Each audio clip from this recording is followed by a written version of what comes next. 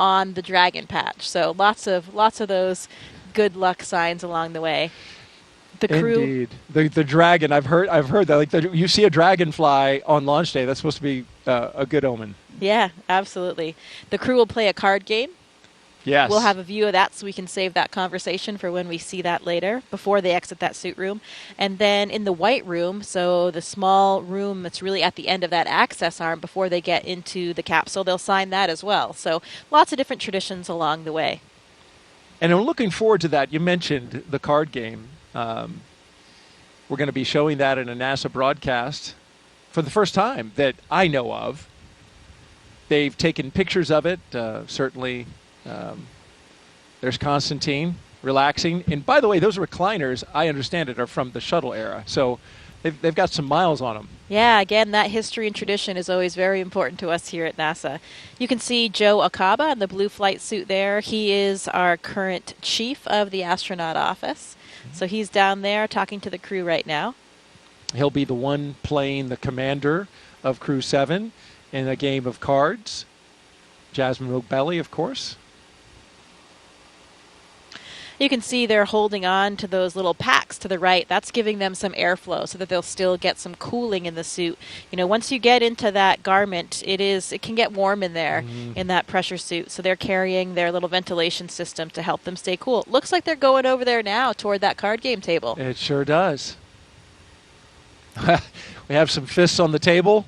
Looks like they're ready to play. Yeah, so Daryl, the tradition for this card game is that they will play until the commander loses. And the idea there is that they want Jasmine, the commander, to finally lose that card game and get all that bad luck out of the way before the mission.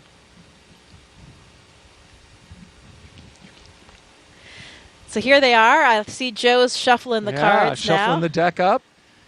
So Joe Acaba on the left, as she mentioned, chief of the astronaut office. On the right, Jasmine Mogbelli, the commander of the Crew-7 mission. So interestingly, some of the crews have actually changed what games they play over the last several crews. So I'm not even sure what game they're playing right now, but the key is to make sure that Jasmine loses. And by losing, they all win. Exactly. Get that bad luck out of the way now, and then, you know, this is just really gives us a nice moment of levity, a little bit of a laid-back atmosphere before they're really getting going and getting out to the launch pad. So like the social media question that came in, it's nice to have these traditions that are all part of the process that mean a little bit of a something to us. Okay, well, Jasmine cut the deck, and now Joe is dealing. Very dramatically, I might add. I think this might be a game that involves one card.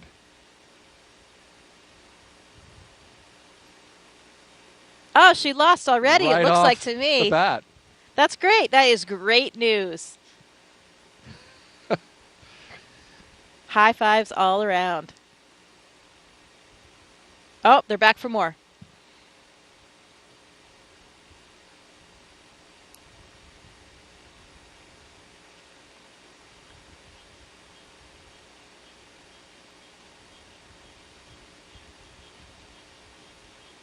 Looks like these guys are ready to launch today. I love the smiles on their faces. A lot of enthusiasm, like you said. It gives that, moment of levity. Space flight is serious business. So it's good when you can join around the table with your crew and those who are supporting you and share a moment like this. Yeah, I can tell you the camaraderie in that room right now is really palpable. That SpaceX team that they have been training with and working with for so long now, preparing them for the flight. All of the different managers like Joe, Norm Knight we saw there in the previous frame. Lots of people that are there for them, supporting them and really enabling this space flight. All the people down to the ones that provide us with all of the things that we're going to fly up there to the space station. So a really great feeling, and I can see those genuine smiles all around tonight. And it looks like a member of the team received the official playing deck for Crew-7, which is a nice notion on their part. Yeah, great memento to have. So from here, folks, the astronauts will get some final photos. number 34, I think, is that Sarah Gillis? It might be from SpaceX. I think that was Haley Esparza. Okay. That just walked this way. Yeah, that came towards camera. Yeah. Okay. Also, my correction. Yep, she's she is really the liaison between all of astronaut operations and SpaceX. So a lot of us know Haley really well. She is always a central part of all of our training and prepping for flight. She's wonderful. Number 34?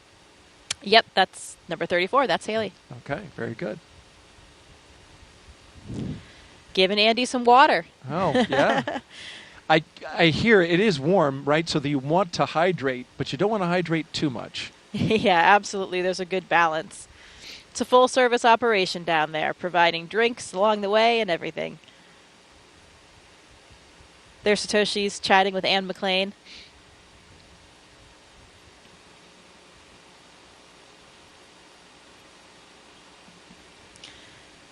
And, of course, this is all very, very choreographed for the timeline. They will exit that room at exactly that prescribed second and get down, do their signing, and get into the elevator. Right, and they are not scheduled to depart the suit-up room until T-minus 3 hours and 24 minutes, so they have a fair amount of time in here.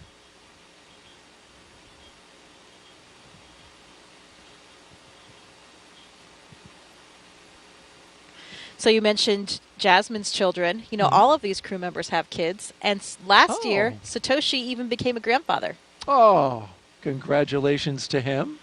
Yeah, pretty exciting. So I'm sure they have lots of family members watching right now and getting ready for this flight. There you can see all of the stickers that I mentioned coming out of the building. Those are the ones you said that they sign? Yeah, and their cars will be waiting out there. They'll have a receiving line. Core on countdown. LIO seals have been removed and installation is complete. We are on schedule. So you mentioned folks watching from Japan. It's actually 1 o'clock in the afternoon there, so this is a great time to take in some launch coverage, although for us it's, midnight. Yeah, I was thinking about that yesterday. You know, for the Europeans and the Japanese, this is much kinder hours than it is for us. But hey, any time of the day or night is a good time to go to space. Absolutely. Now we're looking down the hall from crew quarters, and you'll notice there's some art along the walls there. And former space shuttle astronaut, NASA astronaut Nicole Stott led a campaign to get some of these wonderful paintings, space-themed paintings, put up on the walls. And it's really a nice touch, I would think, as you're walking down that hall before you get in the elevator and come out to the Teslas. Yeah, absolutely. Those were new as of a few years ago. I remember seeing them being installed, and it really is nice to add a little bit of current flair and something that represents a lot of different communities to this historic building. You know, staying in crew quarters, I'll never forget the first time that I stayed there. You know, as a new astronaut, when you get to stay in that building for the first time, where so many astronauts before you have stayed on their final week of that night, those nights leading up to the space flight, it really is an incredible feeling, and you kind of feel like you've made it. You know, okay, I'm really an astronaut now. Here I am in crew quarters. Yeah, how about that? It's unspectacular in its decor, right? It is, you know, when I went through there and looked at it, very much they look like dorm rooms, but the history, I take it, and I take your point, knowing that so many big names and historic names in the past have gone through there. That's pretty special. Yeah, absolutely. And you're right, they aren't really updated or fancy by any means. They kind of look like they're still back in probably the 80s kind of thing, but it's kind of nice. It gives you that nostalgia, and I think we all take a lot of comfort there. Well, we're looking at the back of the SpaceX, one of the SpaceX Teslas that will be going out to the pad, and apparently now we have the custom license plate. It's bye. And so there'll be different license plates, different messages on all three of the cars. So we'll have to see what the other ones are. But I believe there's always a nod to the crews as well. Yeah. That was something I just found out for this launch. So I would expect to see a 7 somewhere. And maybe that's on E's one of there? the other cars. Yeah, maybe there's. Oh, you know. I don't think there were 7, but maybe there's a combined. I don't know. You might be onto something there. We'll have to see. We'll have to take another look at that license plate. Yeah, remember for Crew 2, the 3 cars were reduce, reuse, and recycle. So I really like that message. Yeah, that's good. Positive messaging. I think I saw Pam Melroy out there. She, of course, is the Associate Administrator for NASA. So the Deputy Administrator for NASA. So great to see her. And a former space shuttle astronaut. Yes, very accomplished space flyer.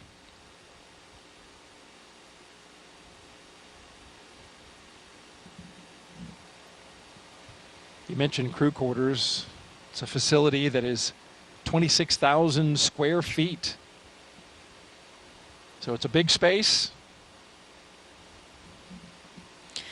Yeah, we've got a full kitchen in there. They make us some delicious meals. You know, that's one of the things that happens with the crew on the lead up. I think we talked a little bit about their schedule the day of. You know, they have various meetings and a weather meeting and that kind of thing. But that day before, they also have what we call the ultimate meal. So you get to make a request of whatever it is that you want to eat for that meal the day before you launch. And I'm actually not sure. We should have found out what it was that they each requested. So each astronaut can actually request a different meal as well. Yes, and I have a little thing about their food. What we do know is that Andy and Satoshi are bringing food from their home countries along with them, which is nice. Jasmine says she's bringing some Persian food that she's going to share with the crew once she gets up there. And yeah, like we talked about, those meal times are incredibly meaningful for us. So it's a great opportunity for everybody to come together. Like you just said, each of those countries, I'm sure there'll be a little bit of ethnic flair to each of those meals. We also share food with the Roscosmos cosmonauts. They have a different food supply as well, so we can kind of trade back and forth when you get a little bit tired or something. But we get that question all the time about the food in space, and I think people think that it's pretty terrible. But I can tell you it's actually really delicious. Speaking of which, Jessica, we have a question about food. All right. So let's pop that up. That came in on social. Perfect timing. Tina says, will the crew have dinner during their cruise to the space station? Yeah, so the number of meals or snacks that they eat kind of depends on the duration of their phasing to get to the space station. So they will. They have various food items with them, and they have certain ones that are more accessible than others, so they can kind of reach in and grab whatever it is that they have. I'm not certain exactly what they did pack, but I think they can make some requests as well. They don't have a food warmer on the Dragon vehicle, so it's usually something that doesn't really need to be reheated that still tastes okay.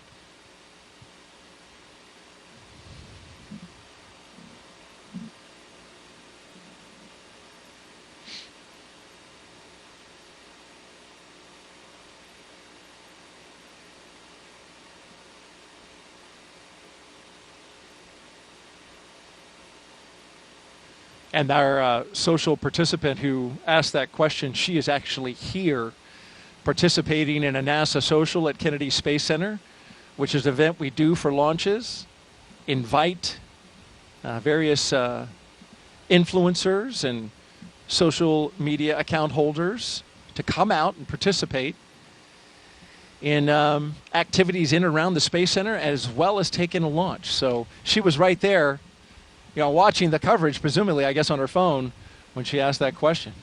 Yeah, it's nice to be able to help share the mission with everybody. And through social media, so many people are communicating that way today that it's great that we have all of these people that can help spread our NASA message and share in the excitement of this exploration. Absolutely. So we're T-minus 3 hours and 26 minutes. You're watching NASA's coverage of the Crew-7 launch to the International Space Station. I had their patch on the other day. I think that's what it was. Well, hey, Crew-6 is eagerly awaiting their arrival. Indeed they are. And in about 7 days, we'll be coming back down to Earth. But today we're focused on Crew-7 getting up to the International Space Station. You're looking outside of astronaut crew quarters here at the Kennedy Space Center, where we are awaiting the walkout of the astronauts on their way to the International Space Station. Here are the doors to crew quarters that Jessica mentioned earlier, and you see the patches around the doors and up there around the meatball.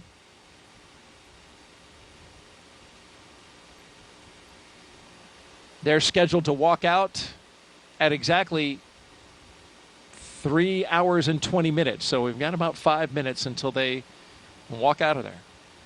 All right, 5 more minutes. You were talking about, of course, a lot has been made about the multi-international crew here, which is impressive. This is the first time in a Crew Dragon has had one person from a separate country. But I did some research, got a hold of the historian at Johnson Space Center, and she was telling me that if you go back to the space shuttle program, there was actually a space shuttle launch that was more diverse for nationalities, and it was STS-84. And the reason is that flight included C. Michael Foale, a British American, Elena Kondakova, a Russian, Jean-Francois Clairvoy, French, and the remainder of the crew were Americans. However, Carlos Noriega was born in Peru. So you've got 5 nationalities on STS-84. Yeah, you know, that is a central element toward everything that we do. Of course, it is called the International Space Station, but it is something that is so important to all of us. You know, this great example of what can happen when people from different backgrounds, from different places, all work together. And here they come, the astronauts walking down the hallway at astronaut crew quarters.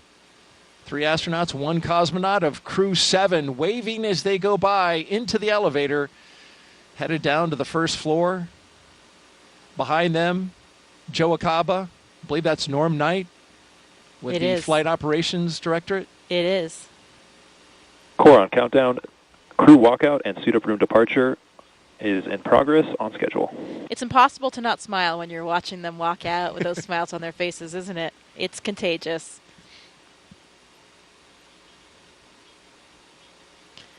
You know, we talk about that international element, and another fun fact for you. Did you know that Jasmine was actually stateless until the 2nd grade? She became a U.S. citizen in the 2nd grade, and until then, she was considered stateless. But she celebrated that big moment by bringing brownies into her classroom.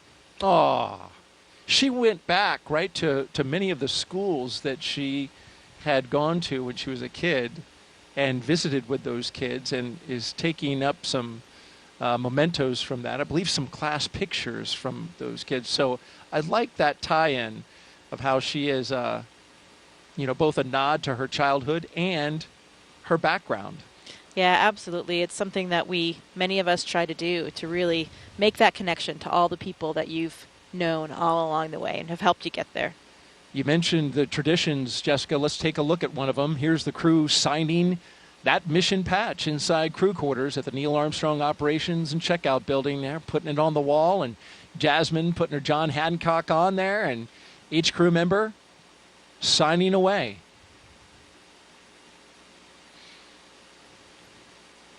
Lots of autographs and signatures to be had when you're going to space and when you come back, something that we all get used to. It takes some getting used to, though, in the beginning. I mean, it's not, I mean, I certainly was not used to people asking me for my autograph before. Mm-hmm.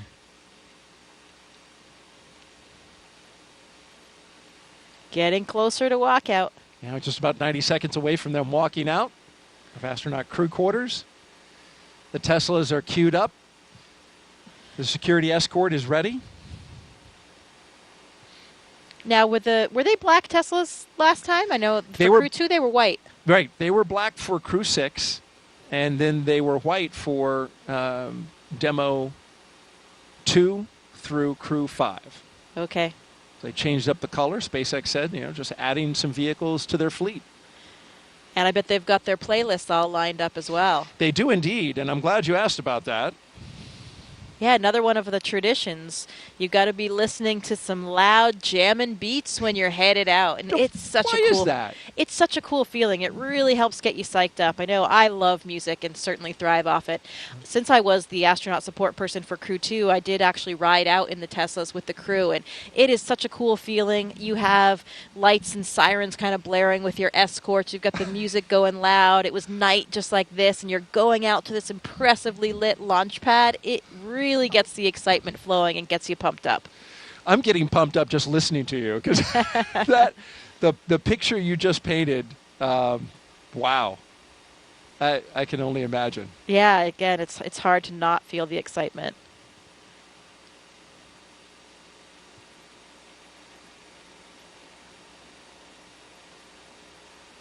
We're just seconds away from them walking out the doors. You can see them behind the windows. And here they come, Crew-7, taking their first steps outside before their journey to space. Again, look at those genuine smiles. You really can't hide the excitement. From left to right, we have Konstantin Borisov, Andreas Mogensen, Jasmine Mogbelli, and Satoshi Furukawa.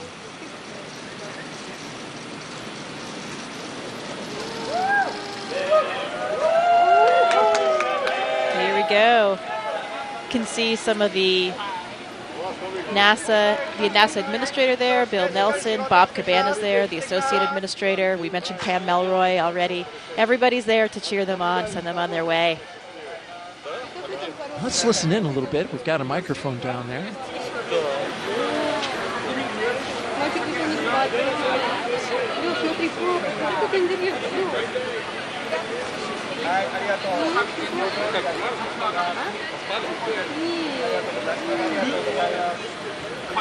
Прочувствовал? Да, начал волноваться. Нет, вообще нет. Вот сейчас вот стоял, чтобы вас видеть, расплакаться немножко,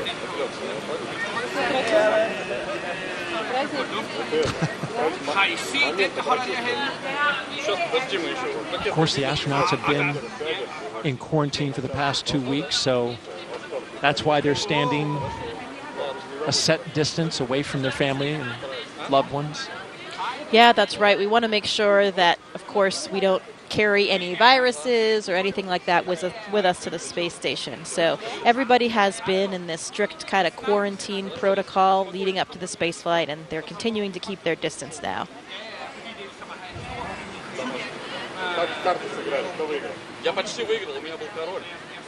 You can see Alex Gerst, German astronaut from the European Space Agency there, and Takuya Onishi, a Japanese astronaut.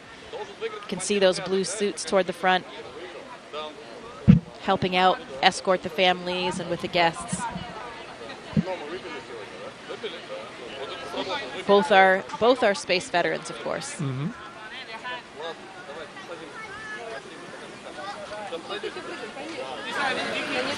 Red right here. Red right here. You see here. A double kiss from Jasmine, probably to her 2 girls. Yeah, and I heard Andy speaking Danish to his family. Yeah, you speak, you're fluent, right, in Russian and Swedish, right? I do, yes. I speak Swedish, pretty similar to Danish, so sometimes I can understand what Andy and his family are saying. Did you catch anything? I did. He said, "We see us, we'll see you." Yeah, oh, I didn't catch what he said at the end there. But Andy's family actually lives just a street away from me, so I see them quite often. How about that? Yeah. Well, that's nice. Here they go. Doors are closing. Well, this is a good time to talk about the playlist. Jasmine is going to be queuing up some Stevie Wonder, Whitney Houston, some hip-hop. She's a big hip-hop fan. And apparently so is Andreas, so that works well for the commander and the pilot, who will be in the 01 Tesla. Satoshi says he'll crank some 80s Japanese pop music. And I put that on my own music app just to hear a little bit. Unsurprisingly, a lot of synthesizer. Just like 80s in America. And then Konstantin says he's going to crank some System of a Down, Pink Floyd. Look at that. I see Jaws twin girls. They're wearing little mini SpaceX suits. Oh, I have one of those for my daughter as well. They are adorable. They look exactly like the real thing. No kidding. You can see them just over at the window right now, I see, looking in at Mom, riding on Dad.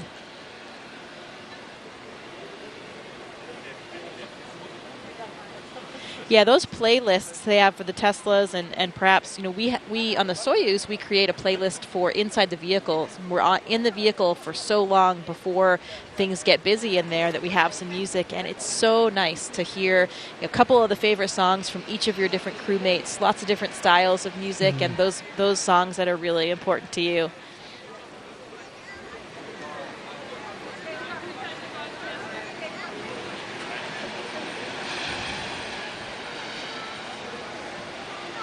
We got a social question. If you have one, send it to us. Hashtag AskNASA on YouTube, Twitch. See those outfits with the hood and everything. Yeah, yep. The hood for the helmet. They're really great. Cute. Got to dress like Mom. Be ready for game day. Oh, absolutely. And I imagine that helps a lot with this moment. Of course, they're quite young. But, you know, with children of a certain age, understand that there's some risk involved, and astronauts have to have that conversation with older children. Yeah, I'm sure it gives them something to identify with. You know, they're wearing the same outfit as Mom today and ready to cheer her along for her launch. So in the first Tesla, we've got the closeout lead and 2 suit technicians. In the second, the commander and pilot. And the third, the mission specialist, 1 and 2. And bye. They go. Bye, bye. I think you need a longer bye. You nailed it. Thank you. Thank you. There they go. And so as the crew departs the Neil Armstrong Operations and Checkout Building, this begins the 20-minute drive with a full security escort across NASA's Kennedy Space Center to Launch Pad 39A. So let's learn more about the crew in their own words. This may be Jasmine Mogbelli's first space flight, but the Crew-7 commander's resume is more than just a little impressive. Let's take a closer look.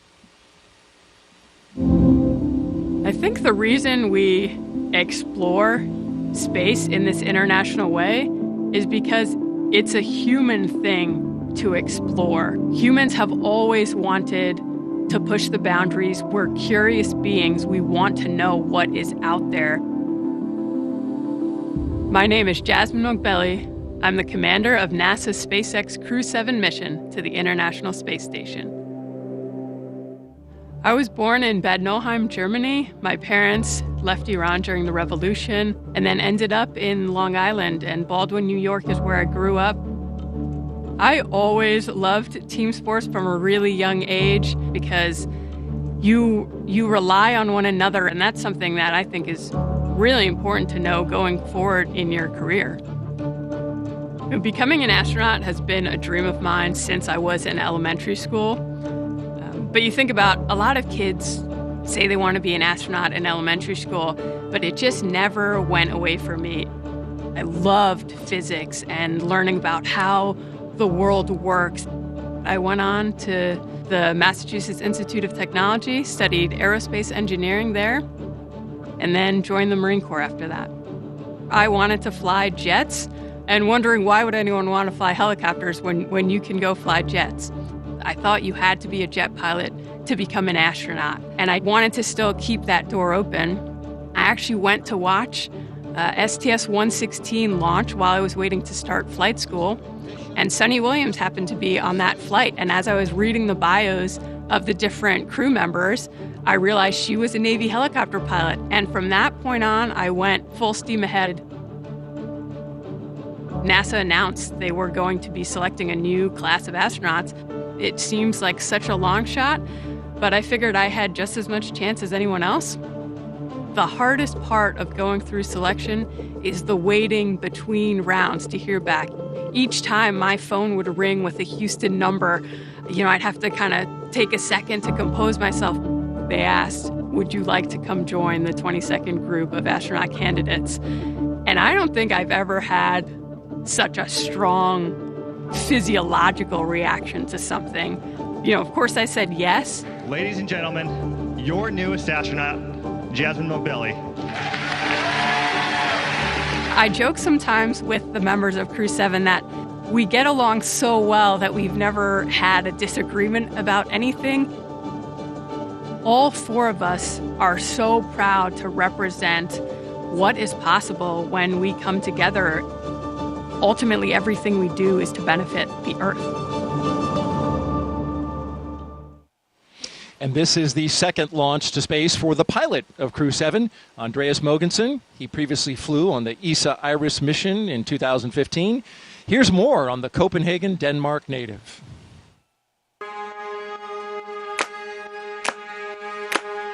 We explore the world not just physically, but also mentally by doing experiments that increase our knowledge of the world and the universe. And that comes from a need to understand the world that we're part of and a basic curiosity that I think all humans are born with. My name is Andreas Mogensen, and I'm the pilot of NASA's SpaceX Crew-7 mission to the International Space Station. I was born in Copenhagen, Denmark, but I spent 3 years in Thailand, 2 years in Singapore, 5 years in California. When I moved to California as a kid, I started learning about NASA and the Space Shuttle program and, of course, the Apollo missions to the moon. And I was fascinated and hooked immediately. I knew that that was my dream, to become an astronaut. After too many years in one place, I can feel this itch and this need to travel again. And so I ended up working in the Congo and in Angola, where I worked on an offshore oil rig for a couple of years. Exploring space is not just about understanding the solar system and the universe and preparing the way for our return to the moon and our future missions to Mars, but it's also about understanding who we are and understanding our home world, the Earth. It's difficult to describe Crew-7 in a few words, I think, because we gel so well together. We seem to have very similar personalities, very easygoing, very laid back. It's almost as if we've known each other for years and years and years and have lots of experience flying in space together. I did have moments to myself during my 10-day mission in 2015 where I spent time in the cupola looking down at our beautiful Earth, but also out at the night sky. When you look out at the night sky from this space station, you see billions and billions of stars, and it's very, very impressive. And it also gives you a sense of how large the universe is, how infinitely large it is.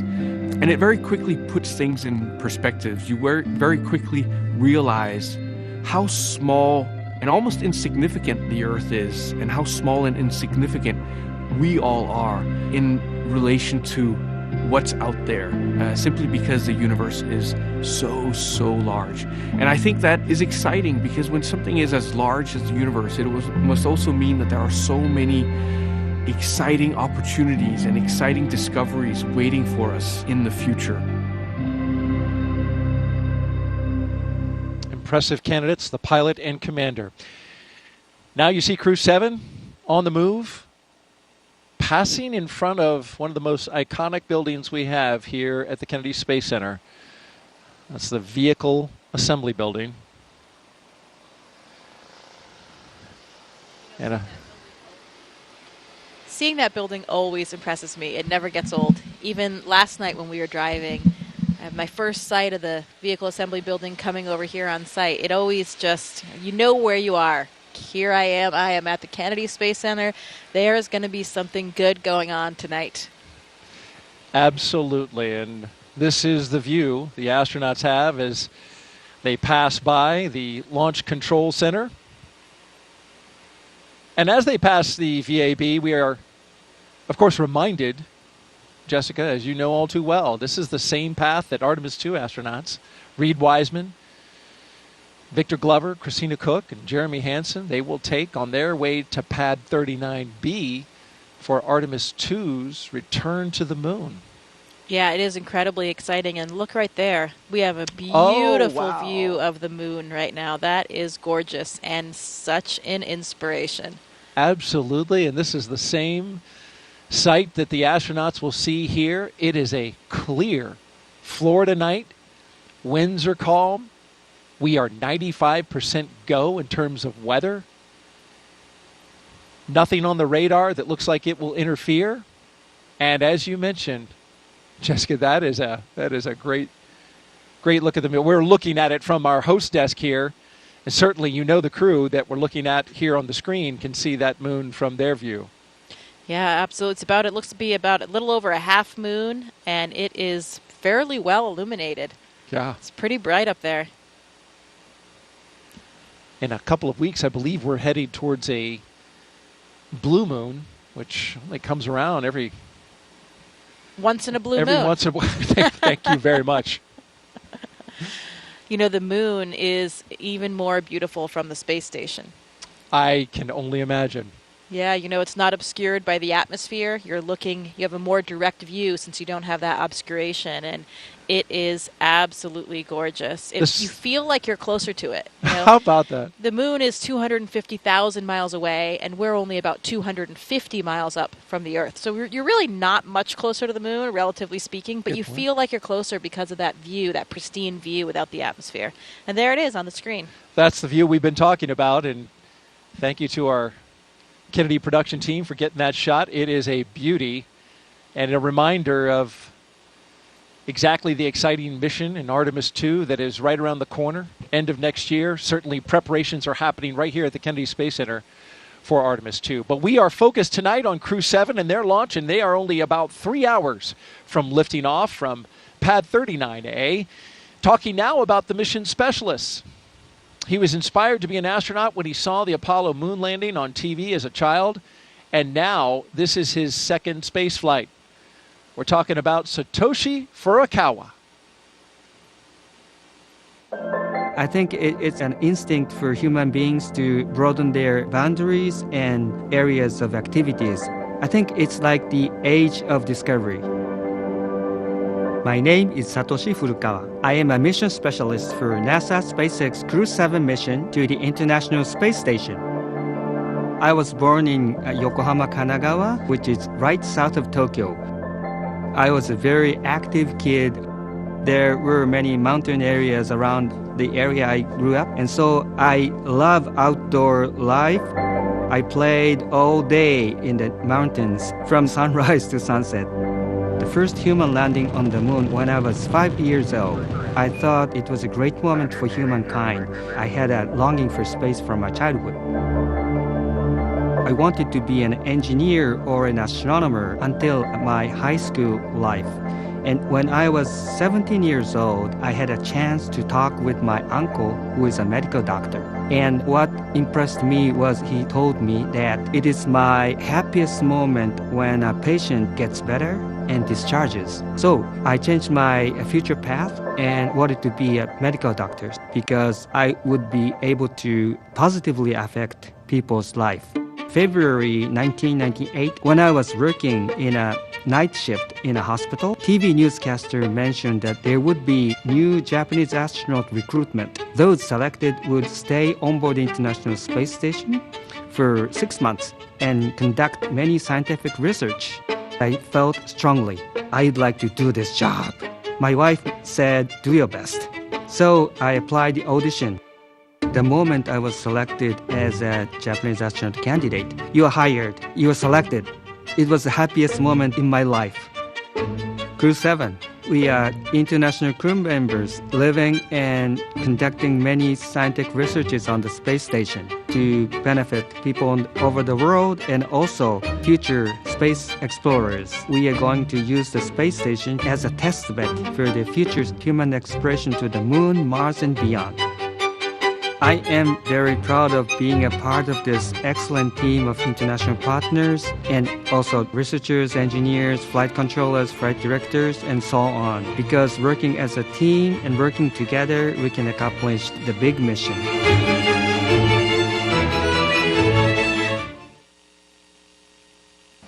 And here's a great shot, Jessica, rolling up to the rocket where you can see it right out your window. Yeah, that's a great moment. They're arriving there on the pad, and Once they get out of the cars and come around, they'll get that first unobscured view outside of the vehicles of their rocket. What a sight to behold, just kind of realizing that you are about to get up in that elevator and get on board, and then you will be literally leaving the planet. There they are side by side, the rocket on the right and the launch tower on the left. And that's just, you know, a sight that a special few get to see. The hope is, with the continued progress of the Commercial Crew program and NASA's efforts to commercialize low Earth orbit, and hopefully more and more people will get to share that view. And in fact, the Axiom missions and many of these other private space flights has made that possible for more than just NASA astronauts. Yeah, I would say we are at an incredibly exciting time. You know, there are more and more ways to get to space for more and more people, and no matter how you look at it, that is a good thing, I think, for all of human civilization. It's really exciting. Core on countdown. The crew have arrived at the pad on schedule. At T-minus roughly 3 hours and counting, we got the confirmation that the crew is on the pad, and we want to talk now about our last mission specialist, cosmonaut Konstantin Borisov. He has a master's in aircraft life support systems and is a freediving instructor. It's a very natural thing for any human to explore. We want to see what's behind that hill, we want to see what's behind that sea, we want to see what's behind that planet. My name is Konstantin Borisov, and I'm a mission specialist for NASA's SpaceX Crew-7 mission to the International Space Station. I was born in Smolensk, Russia, but when I was 1 year old, the whole family moved to Zhukovsky. It's a small city not far from Moscow. I was always attracted to water. Water is my comfort place. I found out that there is such a sport called freediving, in which we are switching our mammalian dive responses and we can actually do breath hold diving and stay there for long. I did a course and something clicked. It was like the day which changed your life to before and after. I realized that there are so many things we don't know about ourselves. People think that they cannot hold their breath for longer than 30 seconds.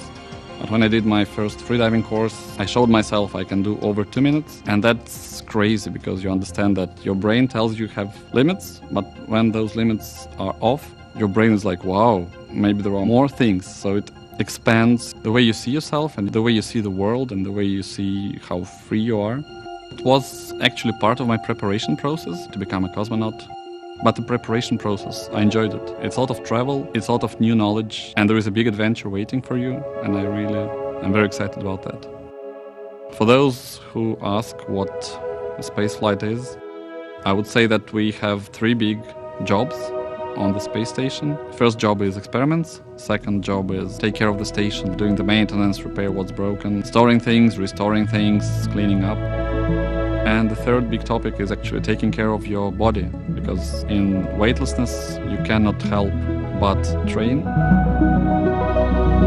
I think many people don't understand that technology advancement which we have had during the last 50 years mainly comes from space exploration. People get very comfortable with using their phone and have very fast computers in space motivates us to create those advancements. I want to take part in it and I want to put my small stone into this pavement which leads us to the new asteroids, to the new planets and to the new systems.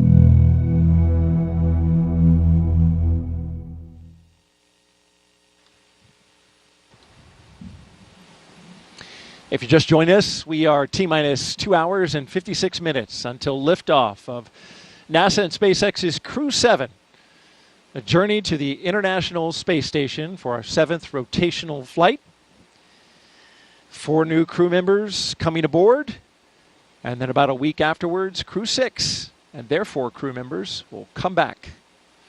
You're looking at the top of the Falcon 9 rocket. You see the Dragon at the very top. And in just a little bit, we'll see the astronauts walk across that crew access arm and into the Dragon.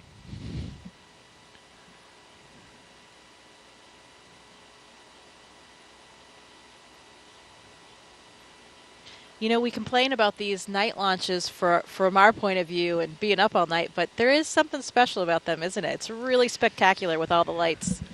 It is. It is special, and especially when the rocket goes off and just lights up the sky, turns night into like dawn. I always enjoy that. Yeah, I think the night launches are more impressive. Just the contrast in the sky, you know. Absolutely, and you can see how still the winds were from that previous shot. The flags are not moving at all. Of course, we know it because the bugs are buzzing all around. Here we go with our commander and pilot, Jasmine and Andreas, making their way out for a view of the rocket. And there it is, that traditional lean back. You got to try to take it all in, and it's a tall rocket. And they've got as I understand it, a very rigid back to the spacesuit, which prevents them from actually turning their heads up. So you've got to turn your entire upper torso. Right, and that with the helmet being integrated onto the suit, it adds that stiffness as well. You know, I remember these moments getting ready for my launch, and it's interesting because people ask all the time, you know, how do you feel? Are you scared? But the thing is, we are so well trained. We've gone through all of these motions so many times that even for me, when I was well into sitting in the vehicle, looking at my displays, monitoring things, hitting buttons, you know, you're going through all of these training protocols, and it just feels like another simulation. I actually had to remind myself that this one was going to be real, that it was going to end a little bit differently. And then, of course, you hear a little bit of a fuel in the system, or you feel the rocket moving a little bit. Those things bring you back to reality and remind you that this one will have a different outcome. But, you know, it's not the astronauts that have any apprehension or are scared thinking about what's going to happen, because they're going through all of those motions that they've been so trained to do. It's really more for the families and friends that are on the ground. They're less familiar with everything. They don't have a full understanding of it. And of course, their loved one is sitting on the top of the rocket there. So, you know, it's interesting. People think that it's us that are worried about something on launch day, but it's really not. We're very well trained. We have trust in our hardware, in our systems, and all of the people on the ground watching everything so closely. And, you know, I know for me, I was just nothing other than 100% excited that my childhood dream was finally going to come true. 100%. Here they come. And I believe Anne McLean was in this group. Yeah, there she is by the phone. There's a telephone there on the corner, and that's one of the roles of the astronaut support person. Since it's a little bit difficult to dial things on a telephone when you're in a spacesuit. Yeah, there she is. Yeah, she actually has phone numbers of whomever the astronaut or cosmonaut is going to call, their spouse, family members, whomever, and they will have an opportunity to speak with them before they board the rocket. You see the chevrons, of course. Those lead to the slide wire baskets in the case of a launch pad emergency egress. If it were cloudy or smoke-filled, those white chevrons would lead the way. So they go opposite of the chevrons to go up, but they point on the way out to the slide wire baskets. And also note that you see the graded floor. In the case of emergency egress, there would be a lot of water coming down. The sprinkler systems would activate and be just a deluge of water, and that water needs to drain off. So to keep the floor from being slippery, all that water drains off through the grate. Another aspect of our training, we are so well trained on all those procedures that, you know we would be able to execute those procedures and get everyone to safety in the event that they had to. You can see, looks like Andy hooked up to a little bit more cooling there again. It is a warm night here tonight, especially if you're wearing one of those suits. 80 degrees out here in the east central coast of Florida, right here on the Cape. Now, you were in this role that Anne McLean is currently doing. Now, did you have to learn, like, dial 8 to get out, and then 9, and then the country code? Oh, yeah. I made sure that I had exactly the right series of numbers to press, because I really didn't want to mess up that call for them. Yeah.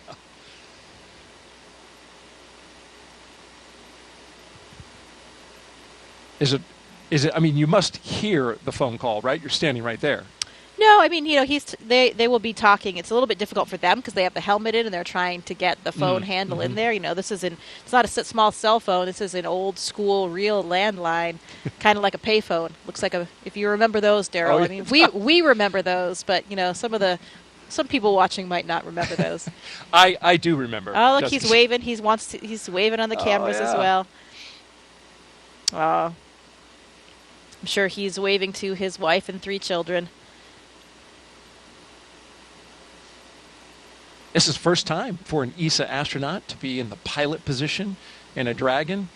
So Andreas making a little bit of history here on tonight's flight. Jasmine taking a look over the rail. That must be a sight out back. It is. It's beautiful. So as the astronaut support person, once they finish with the phone calls and they get everybody in the vehicles, you're kind of just standing there, so you have a great view. All right, there are 2 mission specialists, Konstantin Borisov and Satoshi Furukawa. Taking it in. They're getting a lot of looks. Yeah. Big wave, thumbs up. It's interesting about that elevator when they go in. If they were to ask you, which floor would you like? There's actually a button that says space. Yeah. They changed the 255-foot level to space. Which floor? Space, please. Oh, yeah, right away. Let me punch that up for you. Always the best button that you want to press. But only the 4 of them will be making that final step to space. Everybody else has to come back down the elevator. That's right. And there's Jasmine Mobelli, the commander, and Andreas Mogensen, our pilot, making their way across the crew access arm into the White Room. They'll get into the spacecraft, but first, Core on countdown. Crew have arrived at the White Room and are preparing for ingress. We are on schedule.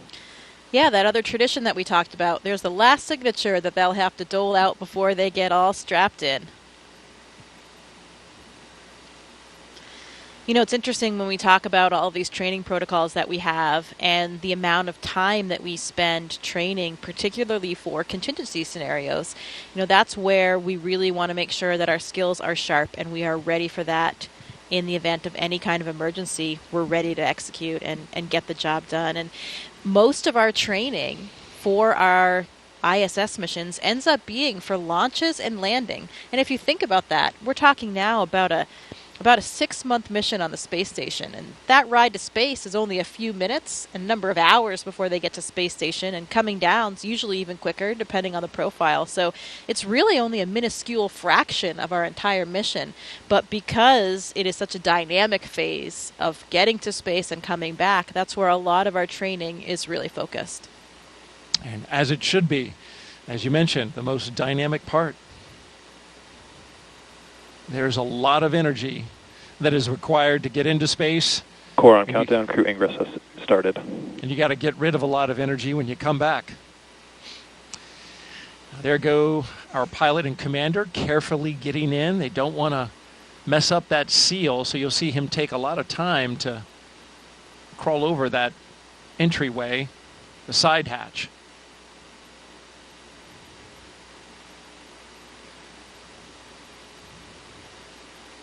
Cool view going down that access arm, isn't it? It sure is. Again, I think that night sky helps with the dramatic scene we're creating here tonight. For sure, as we wait our 2 mission specialists to wrap up their phone calls, and then they'll be coming right down that crew access arm.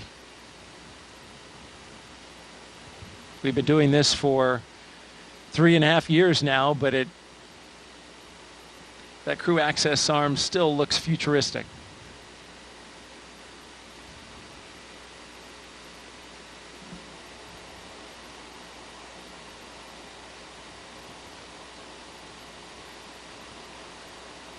I'm sure quite a contrast, too, for the previous space flyers. This is a whole new vehicle for them. So for both Andy and Satoshi, comparing the rides that they had before their first ride on the Dragon. Every vehicle is a little bit different in terms of the launch profile, the G's that you experience, how it feels going up and coming down as well.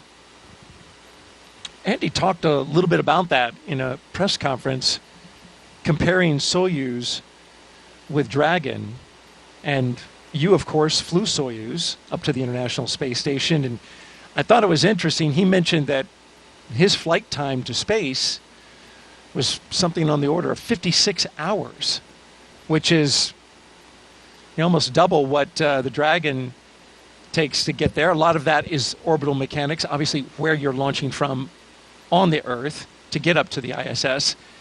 But you had a long ride up. Well, it depends on the profile that you fly. So a lot of times it is about a 48 hours, a 2-day profile. That was more common in the past. Now, actually, it's more common to do either a 4-orbit or a 2-orbit profile, which means it's only about 6 hours. That's what I had, 6 hours to get to space, so much faster. Oh, wow. And that is more common now. And now we even have the 2-orbit. So Laurel O'Hara, her Soyuz will be flying the 2-orbit rendezvous. So that is only about 3 hours, and that happens very quickly. That was being tested about, when I was up there, it was still being tested only on Progress vehicles. Now we're doing it with crew vehicles too. So that's the way to travel. Two orbits, 3 hours to get to space. Not bad. Can't complain about that. Not bad at all. I did not know that. That's interesting. One of the big differences for them, you can see the windows in the vehicle right there on the sides of the vehicle. For the Soyuz, though, everything, we also have windows on the sides. I was in the left seat, so I had a window right next to me to my left. But during launch, those are covered by a fairing. So you can't actually see anything when you're taking off here on the launch pad. From what I hear from other Dragon flyers, the view is spectacular of the launch pad area when they're lifting off. So those windows really, really come in handy.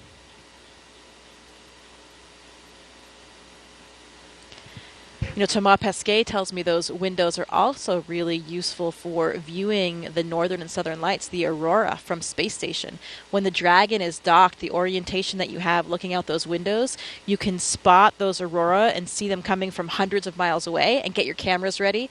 And that's opposed to when you're just looking out of the cupola, sometimes you don't see them till they're already there, and then you're frantically getting your camera ready and trying to capture it, and sometimes it's too late. So those Dragon windows can give you a little bit of a heads up to get configured for the aurora. How about that? I mean, it's on my bucket list just to see an aurora from Earth. I just imagine what it'd be like in space. Well, Daryl, people make fun of me for saying this, but it's still true. I've only seen them from space. How about that? Maybe that sounds a little bit annoying. I would love to see them from Earth as well, but it's nice to still say for now, I've only seen them from space. I was in northern Sweden last year hoping to get a view, but we didn't. Yeah, it's got to be just right in order for that to happen. You've got to have some, as I understand it, some solar particles coming your way, right? Yeah, you have to have the right things happening out there in the solar system, but also have to have good weather here on Earth so that your view isn't obscured by clouds. And here come our mission specialists. On the left, Konstantin Borisov, and on the right, Satoshi Furukawa. They're even dancing their way down the hallway. Oh, they're loving it.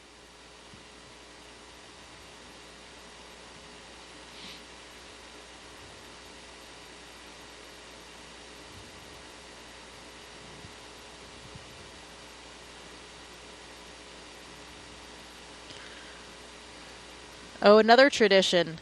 A lot of times our astronauts and Konstantin here, you can see taking the name tags of some of their ground support personnel, and they'll be flying those to space with them. That's got to be really special for those technicians. Absolutely. I mean, they're playing such a critical role, especially those connections you have with those people in those moments leading up to your launch. Really has an incredibly strong bond you have with those people.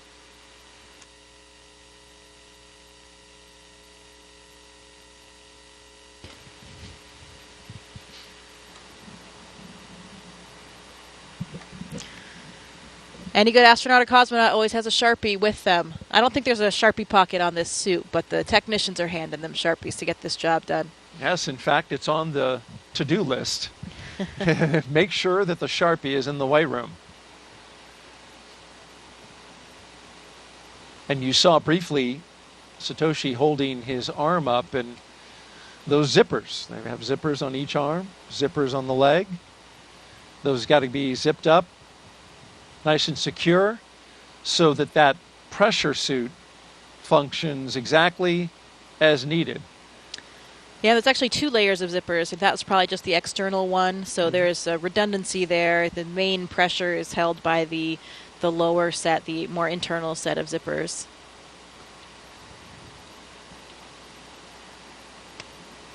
Another critical component of the way we do Core on things at countdown. NASA. Seat 1 and Seat 4 are beginning their ingress into Dragon. We are on schedule.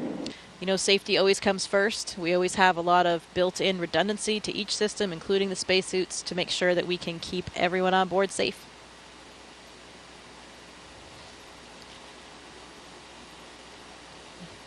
Another big difference that I'm sure Andy and Satoshi are feeling right now is the difference of the seats between Dragon and the Soyuz spacecraft. You know, you have a much more natural kind of sitting position in Dragon, a lot roomier for you to stretch your legs a little bit. You know, their heels will actually be kind of clipped in. Not clipped, but there's a little runner there that you slide your heel in. It's a little notch in the boot. You slide that onto the boot plate to help secure your feet for the launch and landing process. But while they're sitting there on the launch pad, they can take a foot out if they want, stretch a little bit, and move around. Kind of like a ski boot and a ski, or a, cycling shoes that have those. Yeah, kind of like that cycling shoe, but a little bit of a different mechanism. It's just kind of a front to back slide. You can see Andy looking up at the displays there. Looks like he's configuring something or checking something on the monitors. And Satoshi and Konstantin getting strapped in. They have their little satchels, that's what they call them, on their knee there. They have a tablet, so they have procedures on the tablet. If they have a few small items that they might need during the ascent, they can have them in that little satchel as well.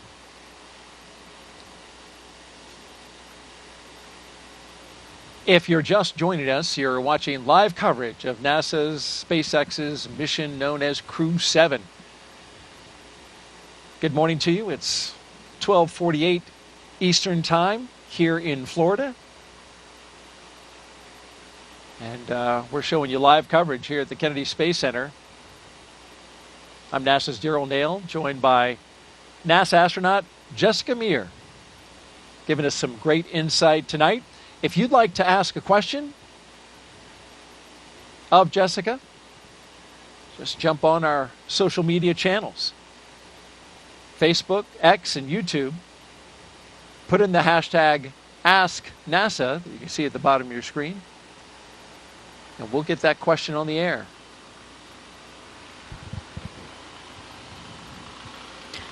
Here's some helicopters in the distance, maybe clearing the range, checking up on things, making sure that everything is good in the surrounding area.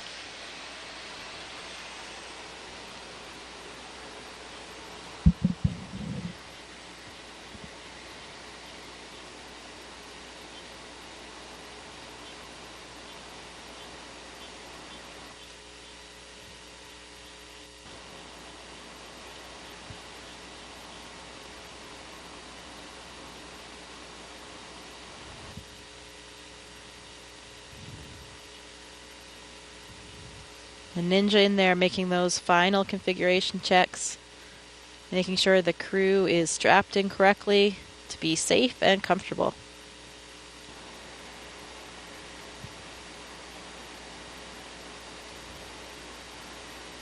Another one of the key components on making their way into the Dragon is being aware of FOD, right? Foreign object debris. That's a big deal in space flight. They wear special pads on the bottom of their boots that come off once they go in. And then, of course, those technicians want to be aware of anything that falls off the astronauts and make sure that they collect it. You certainly don't want something floating around inside the Dragon when you're launching. Yeah, and it's true. Everything floats. I remember that when we made it to space, and you never forget that moment when you first experience weightlessness, but everything experiences weightlessness. So any little particles that were down on the ground that you don't even see, you don't even notice because they're on the floor, everything kind of starts lifting up and coming up. So you really want to avoid having anything else in there that can float up and get lodged somewhere in the hardware or get in your eyes or something like that. But stuff you never really think about, here on Earth. Those are the little things that make living and working in space more difficult, but a lot more fun as well. Do you remember anything in particular that floated up that you weren't expecting? No, not really that I wasn't expecting, but that moment, I didn't know about the little particles or dirt pieces on the floor or stuff like that. I hadn't really thought about seeing those things lift up. But I had my tablet strapped to my leg, and I also had a little stylus that was on a lanyard strapped to that. Your pencil or stylus is floating there in front of you, and you never forget those initial moments of weightlessness.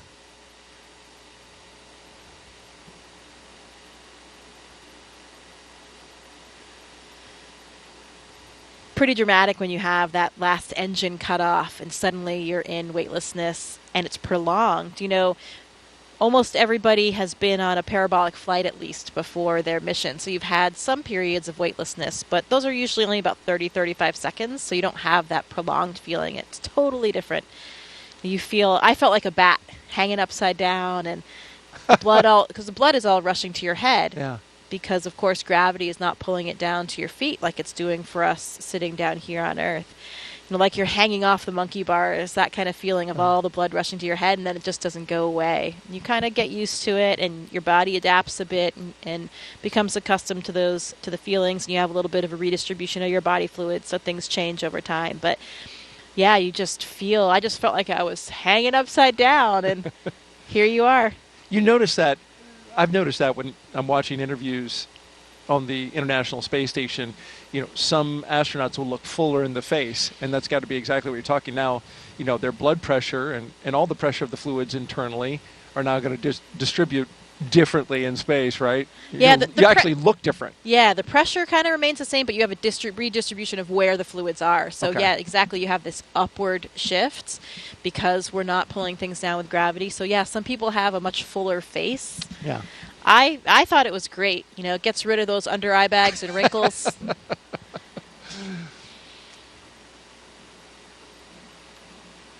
Very flattering, microgravity. Okay. I remember what you did on International Women's Day. You wore a dress. I did. Pretty sure that was the first dress in space. I think it was. And that clip really stands out online. Well, I think it's important, to represent everybody. Yeah. And I think that's what's so nice about the makeup of our office and of the partner agencies now is that you do have so much diversity in the office. Astronauts don't just look like one thing anymore. They don't come from one mold. We have people in our office that are, still the traditional military test pilots like the first astronauts, but we have scientists of all types. We have medical doctors. We have engineers. We have men. We have women. We have people from all different ethnicities and backgrounds. And, that makes it just a much more interesting place to work. There are so many studies on the ground, right, that show that we have more successful, more productive teams when we have that kind of diversity and actually much more job satisfaction as well. Mm. I believe we have a social question as the astronauts are getting comfortable in their seats, got their harnesses on. Coming up in a little bit, we'll be articulating their seats up to launch position. And here's our question from Savannah again, who is here taking everything in with the NASA social group. How is it decided, Jessica, who gets to go up on each designated mission? Well, it's certainly not decided by us, I can tell you that.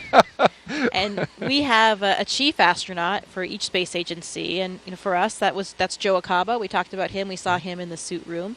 And basically that chief gets to decide who is the right person to fly for each mission. And we get approval from people above him, his bosses as well. But he's really responsible for forming those crews and getting everybody assigned on their missions and making sure that he has a nice crew complement. And there's certain skill sets. All astronauts, as you mentioned, are not the same, but then there are skill sets that once combined with a crew Dragon, ready for comm check. are complementary. Copy, Dragon. Stand by for umbilical comm check. Yeah, absolutely. You know, now for the space station, we all have the same training. So everybody is trained on everything from science to spacewalks to flying the arm. CDR, PLT, MS1, MS2, comm check. Loud and clear, help me. Core, loud and clear. Has you loud and clear. How me? Core's got you loud and clear. This one has you loud and clear. How me?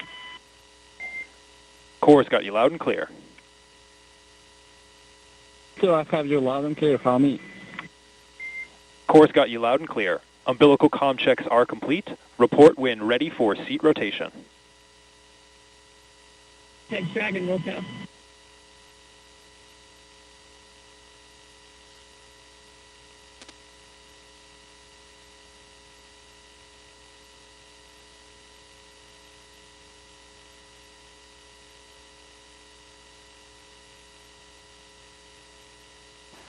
So we just got good comm checks with each of the crew members aboard Crew-7. Going from left to right, we have Konstantin Borisov, SpaceX Dragon, ready for seat rotation. Andreas Mogensen. Copy, Dragon. We will report when initiating. Okay. Jasmine Mobelli, and Satoshi Furukawa.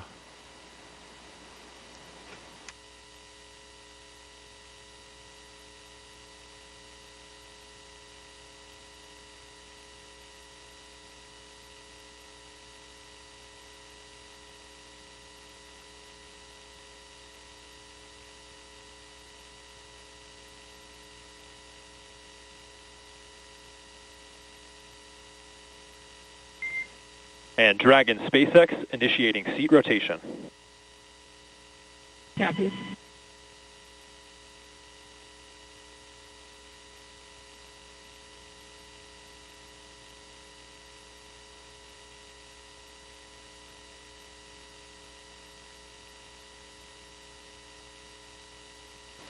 So there they go. With a big wave as they rotate the seats upwards so they can be better configured for launch, of course, and also they'll be able to see their display panels directly in front of them. Yeah, and the main reason why we want to launch and land in that position is for the G forces, the gravitational forces that we experience. You know, get up to 3 or 4 Gs on launch and landing, on a nominal launch and landing. And when you take those G forces through your chest, so when you're on your back, those forces are coming straight down, so they're hitting through your chest. That's much easier to deal with than if you were sitting straight up, then they were hitting your head. That would really drive the blood out of your head, and that's why, you know, if you're flying a jet, that kind of Dragon thing. SpaceX, seats are in the launch position. You are go for Section 2, suit leak check preparation. SpaceX Dragon copies, proceeding to Section 2, suit leak check preparation. So yeah, if you're a pilot and you have those G-forces that you're experiencing while sitting up, the blood can drain from your head, and that's why you can get dizzy or lose consciousness, and you have a G-suit on, or maybe you do different maneuvers to help counter that. So it's much easier on the human body to take those G-forces through your chest.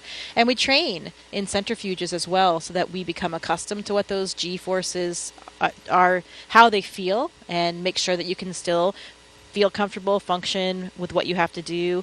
For me, for the Soyuz training, we did a lot of that in Star City with the centrifuge.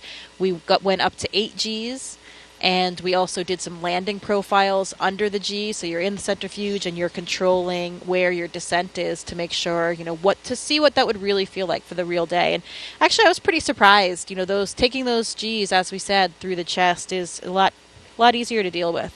8 Gs is a lot, though.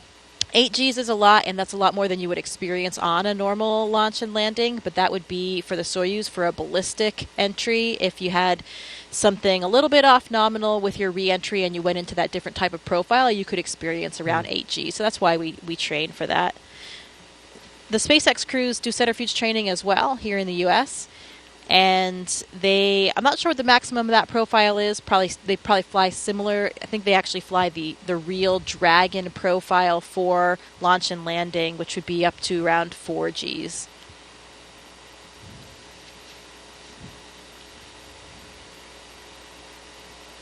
We're getting great stuff from NASA astronaut Jessica Meir as we count down to liftoff of Crew-7. Now just T-minus 2 hours and 25 minutes and counting. But hey, you don't have to be an astronaut to share in this experience, folks. Take a look now as our Crew-5 astronauts explain how you can get your virtual guest passport and be part of the excitement. Did you know there's been over 1 million registrations in NASA's virtual guest program since May 2020? From your neighbor to the Crew-5 astronauts, you might be surprised who is a NASA virtual guest. Do you have Mars 2020? I do. Do you have James Webb? Sure do. Do you have Crew-5? Well, I've got it here, and you guys have it here, but I missed it here. We conducted over 200 science experiments and technology demonstrations on our mission. We loved being part of Expedition 68. We even remembered a virtual guest passport for Einstein, our freefall indicator, but we forgot to register and missed the stamp. Even if you're doing existing research, never miss a stamp from NASA's virtual guest program. Whether you're en route to the International Space Station or located anywhere around the globe, register at nasa.gov/virtual guests to receive updates on missions and milestones. As a virtual guest, you will receive curated resources and a stamp for your passport following a successful launch. Remember, you only get the updates and stamp if you register. I joined. I won't miss it next time.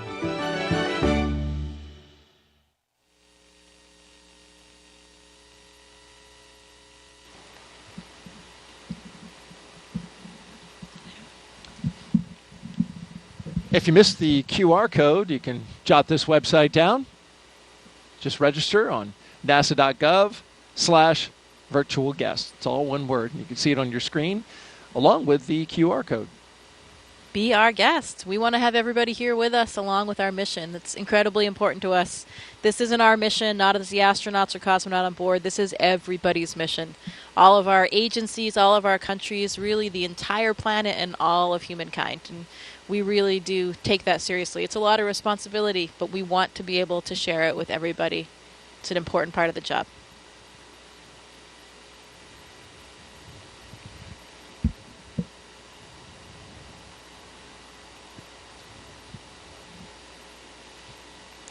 Good view of their boots there. It's the second iteration of the boots, I believe, or maybe even third. The early Demo 2 and earlier missions had a different style boot. Yes, Andreas Mogenson's knees and boots are prominent in this particular shot. And once they test again, the pressure suits, we'll see those inflate and the crew members will kind of get a little bit of a zombie look to them. Arms will come up a little bit because, yeah, when your suit's pressurized, it's going to make you look a little inflated. Yeah, and working against that pressure, it's kind of like squeezing an exercise ball. All of your motions are a little bit more difficult to accomplish in that pressurized state.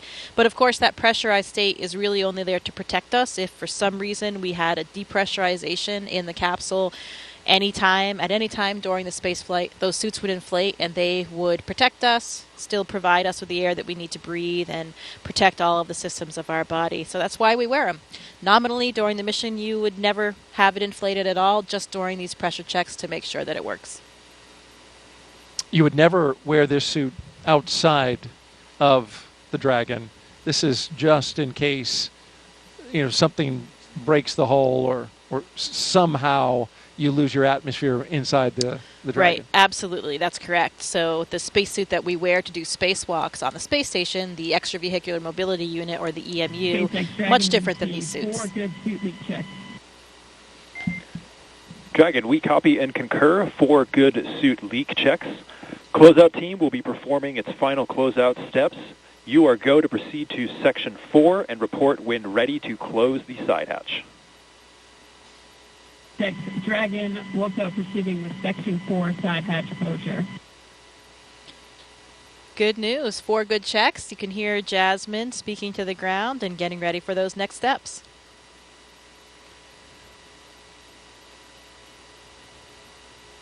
And the SpaceX team and Crew-7 is right on schedule.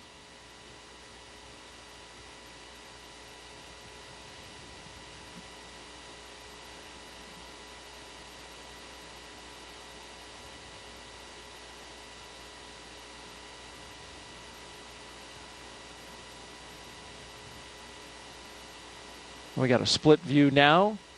On the left, you're looking inside the Dragon spacecraft, Crew-7, and on the outside, technicians working to inspect the seal, both on the inside of Dragon and on the outside, before they close that side hatch.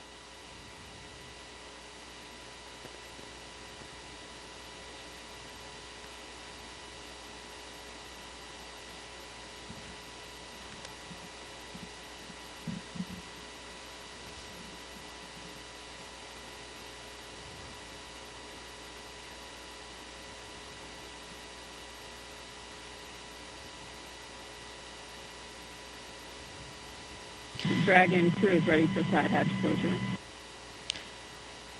Yeah, like you mentioned before, really important. Copy, Dragon. Crew is ready for side hatch closure. At this time, we are also going to proceed into our pre-launch comm checks. Want to make sure nothing is along that hatch seal. Even a hair, something as small as a hair, can disrupt the seal. Another reason why those ninjas are all really covered up, so that they don't, have anything fall in when they're going in and out of the hatch. In fact, we did have a hair breach the seal and had to reopen it up on a previous mission and get it cleaned out. Exactly. Another reason why we do these checks, to make sure everything is in the proper configuration before we go. Dragon, SpaceX, comm check. SpaceX, Dragon has you loud and clear. How me? Core has you loud and clear. TDRS comm check is complete. Stand by for comm checks with DC, MD, and LD in the launch configuration.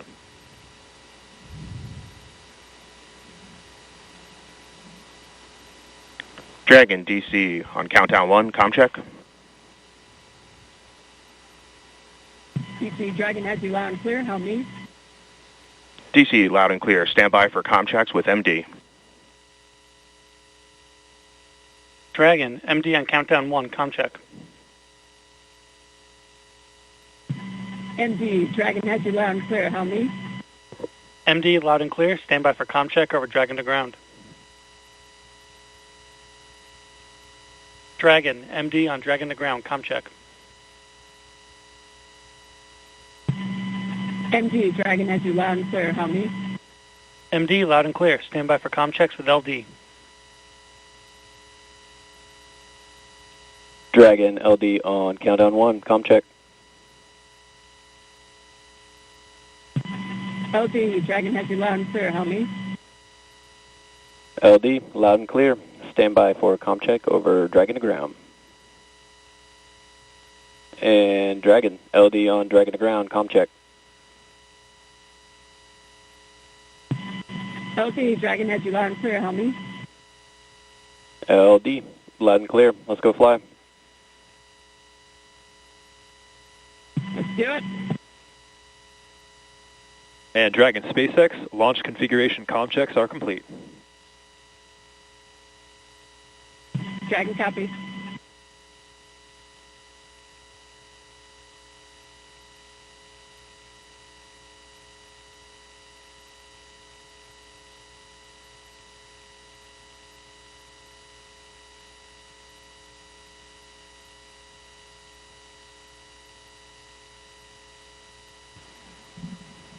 So we just had the communication checks across the ground stations and the TDRS satellite network. You need a lot of ways to be able to communicate with a spacecraft when it's accelerating at a high rate of speed going up to space, and then of course once it's in orbit.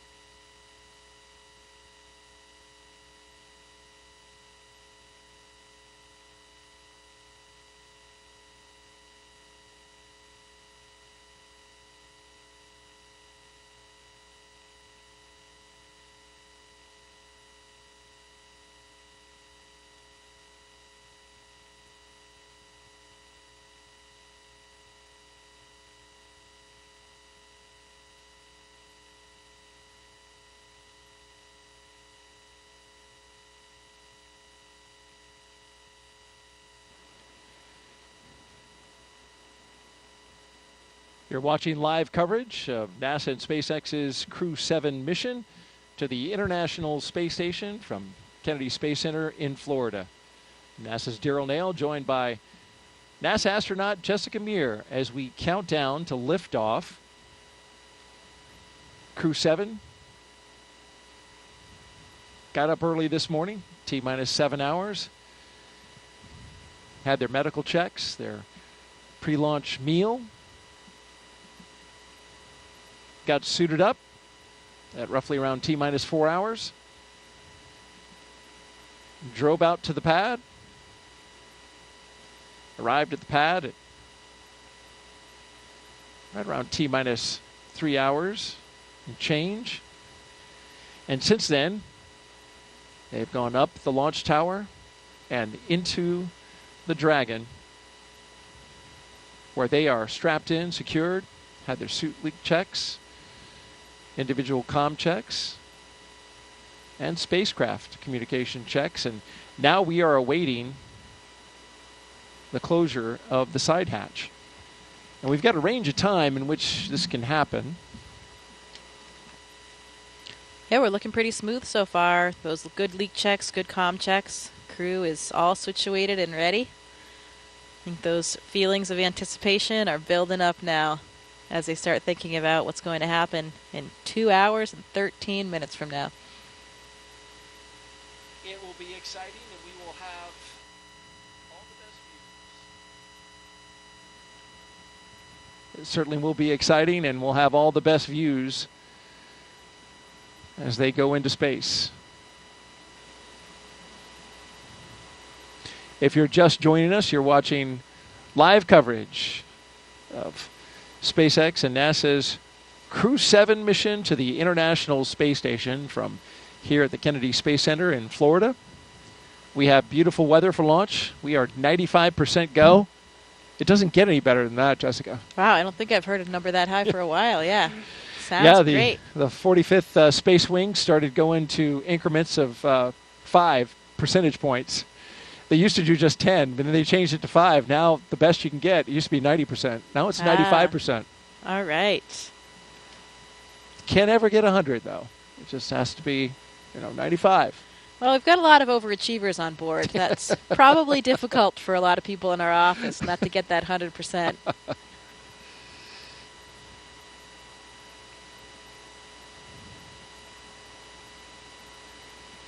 It is Florida, though. It's always unpredictable around here with winds, with thunderstorms, clouds. Luckily, we don't see any of that tonight. Or this morning, I guess I should say. This morning, indeed. 1:15 a.m. Eastern Time right now here on the East Coast. of the United States. If you're watching over in Europe or Japan, well, it's closer to the afternoon, especially over in Japan. Of course, we have JAXA astronaut Satoshi Furukawa. That nation, a strong participant.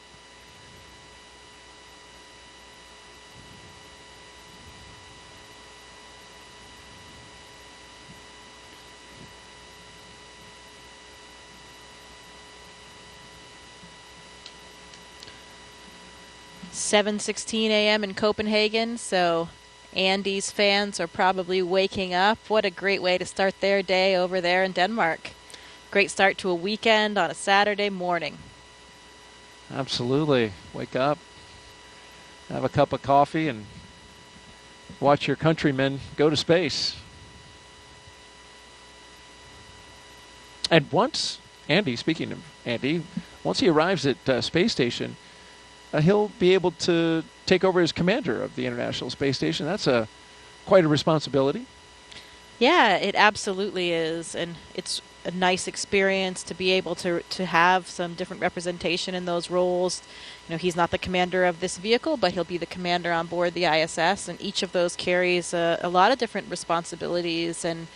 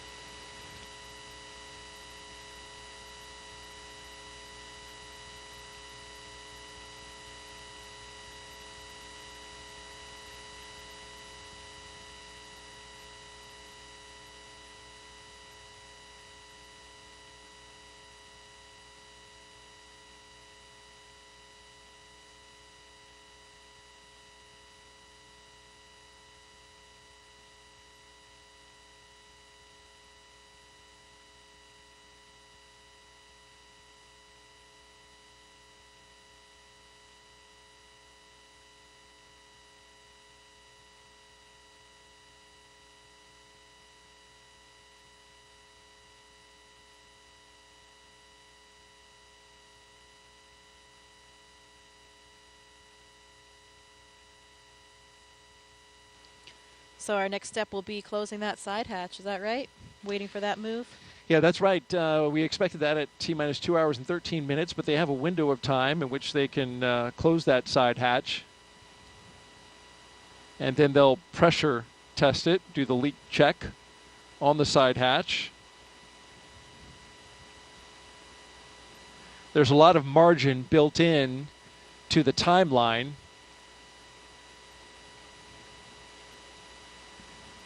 So that in case they have something come up, they have time to work it. We've seen that happen on a few missions prior.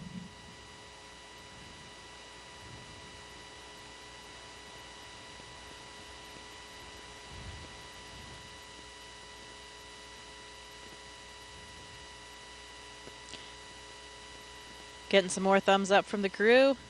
More waves.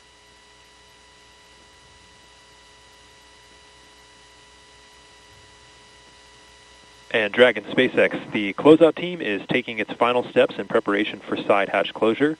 Stand by for transition to pad hatch closed. Ensure that all items are secure from now through launch. SpaceX Dragon copies. All items are secure.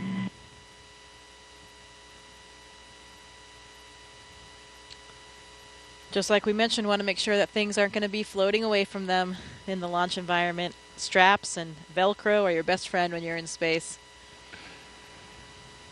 I've always likened that call to the stow your tray table and put your seat upright, you know.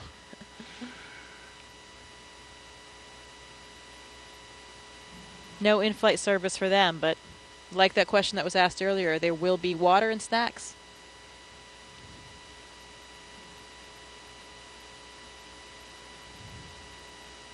And as we await side hatch closure, if you've got a question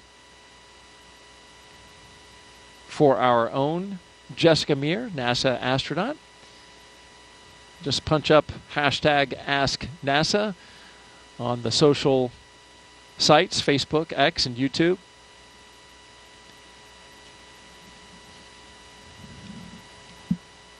Jessica's doing a great job answering those questions and sharing her experience when she went to space. Here's a question at Spacecraft 27. What is the main purpose of Crew-7's mission to the space station? The main purpose of Crew-7's mission is to support the International Space Station in all of its science and operations during their stay there.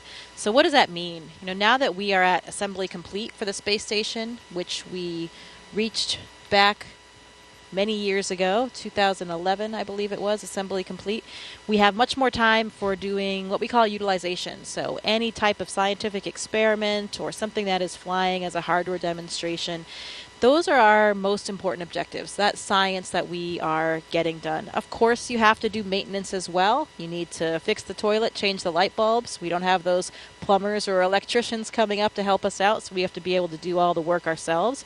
We do spacewalks. We have to do certain repairs outside the space station. All of those things are part of a nominal mission. Visiting vehicles will be coming to the space station with all of the cargo on board. We'll have to fly the robotic arm, capture those, and unload them. And we could talk a little bit about the science as well. You know, there are some interesting experiments that are on board with this crew. One of them is the crew themselves. We have a big physiology study called CIPHER. I think we're going to hear more about that later in the broadcast from some of the scientists involved. But that's a comprehensive physiological suite. It's about 14 different studies that are really targeted at comparing and contrasting different mission durations. So, you know, we have had short shuttle missions in the past. We have typically 6-month missions on the space station, and we have a few that were more around the year mark. We want to see if there are differences in different lengths so that we can try to forecast ahead toward our really long duration mission, which will be to Mars. You know, that mission right now with current methods and of technology Dragon SpaceX, will be about 3 years. We are commencing a health check for the launch escape system. Expect a momentary flight computer state change followed by a transition back to pad hatch closed. SpaceX Dragon copy. So when you go to Mars, it takes about 6 to 9 months to get there, 6 to 9 months to get back. You want to spend a good amount of time there on the surface as well to make it worthwhile. So that's why we call it about a 3-year mission. And we want to understand the physiology involved in that kind of length of a mission. So that's really what this CIPHER study is designed to get at. Try to understand the differences between these short and longer. You know, what happens between 6 months and a year? Is there just a plateau that is reached? Do things stop changing? Or do we have a linear increase in certain parameters or that kind of thing? We want to understand more about those experiments. There's a sleep in orbit experiment that sounds pretty interesting. I think Andy will be a subject for that one. I'm not sure, maybe someone else as well. That uses an earbud EEG, an electroencephalogram, to measure brain waves, look at brain activity during sleep. So pretty cool EEG on board. You know, I speculated that it would be so cool to have an EEG on board crew members to see what's happening to the brain when you first go up in microgravity for the first time. Because you are navigating in this 3-dimensional environment for the first time. You know, sitting here, of course we're in 3D, but we're not really using things above our head, in the ceiling, on a ceiling, and that kind of thing. On the space station, we use all of the planes. We use the floor, the ceiling, all of the walls, all equally. And so you're navigating in this different way, and these different pathways are really forming in your brain in order to accommodate for that.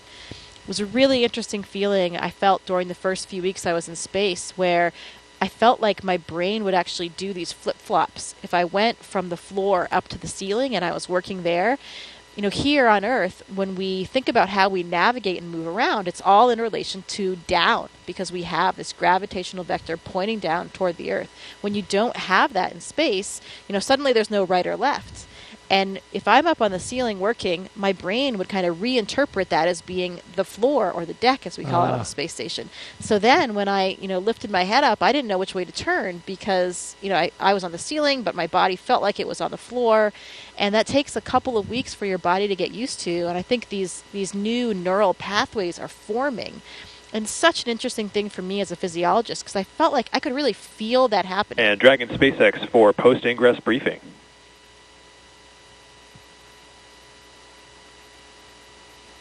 Go for Dragon.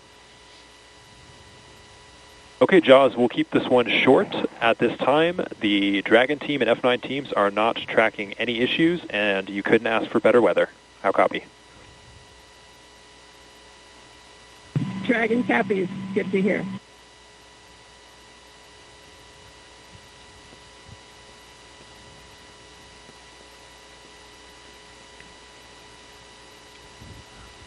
So you feel that up in space. You feel the difference of how your brain has this remarkable plasticity. Your brain can adapt in this new way. And after a couple weeks, I didn't feel that anymore. You're saying you actually felt? Yeah, you could sort of feel this flip-flop. It's a strange thing to kind of describe, but you could sense it almost. And then a few weeks later, that feeling was gone, and I was, more effortless in terms of navigating around the space station. You become really graceful in your movements. Just the tip of a finger can push you off toward one direction. So it's really interesting to see how the brain and the body are so moldable and adaptable and ready to just, take on whatever new environment it comes across. Wow. And that Cypher study that you mentioned, that in dual components there, right? Not only physical, but also psychological. Yes. That's exactly what you're talking about. Yeah, absolutely. And both of those factors are involved in that study. So should be pretty comprehensive and give us a lot of data that will be really critical toward those future missions. We'll learn more about that study coming up in our show inside of T-1 hour. So stay tuned for that. In the meantime, we are 2 hours out. You're watching coverage of NASA and SpaceX's Crew-7 mission to the International Space Station from the Kennedy Space Center in Florida. We're looking down at the Dragon and the Falcon 9 rocket out at pad 39A.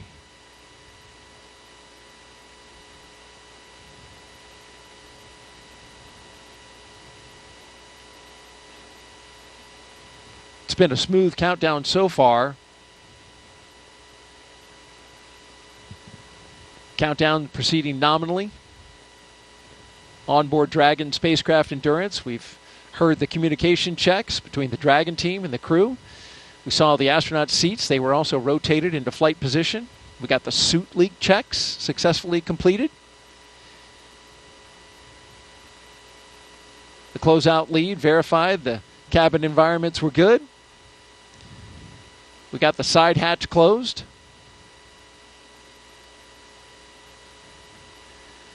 And then after all that, the SpaceX closeout team will perform the final leak check on the hatch. Closeout team will actually depart the pad at T-1 hour. And you are the ASP, the astronaut support person for Crew 2. You're still there, right? Yeah. Is the ASP still there, or have they departed? You leave with the closeout team. Okay. Yeah, nobody remains on the pad for the launch. That would be bad. Well, absolutely.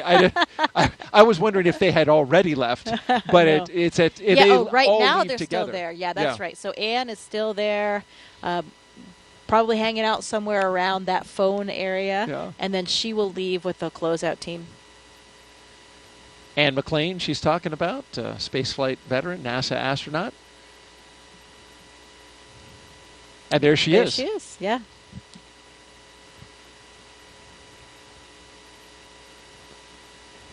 So those technicians, they stand by at that location. They are just on the other side of the crew access arm in the launch tower. And then you have a designated SpaceX team that is inside that white room.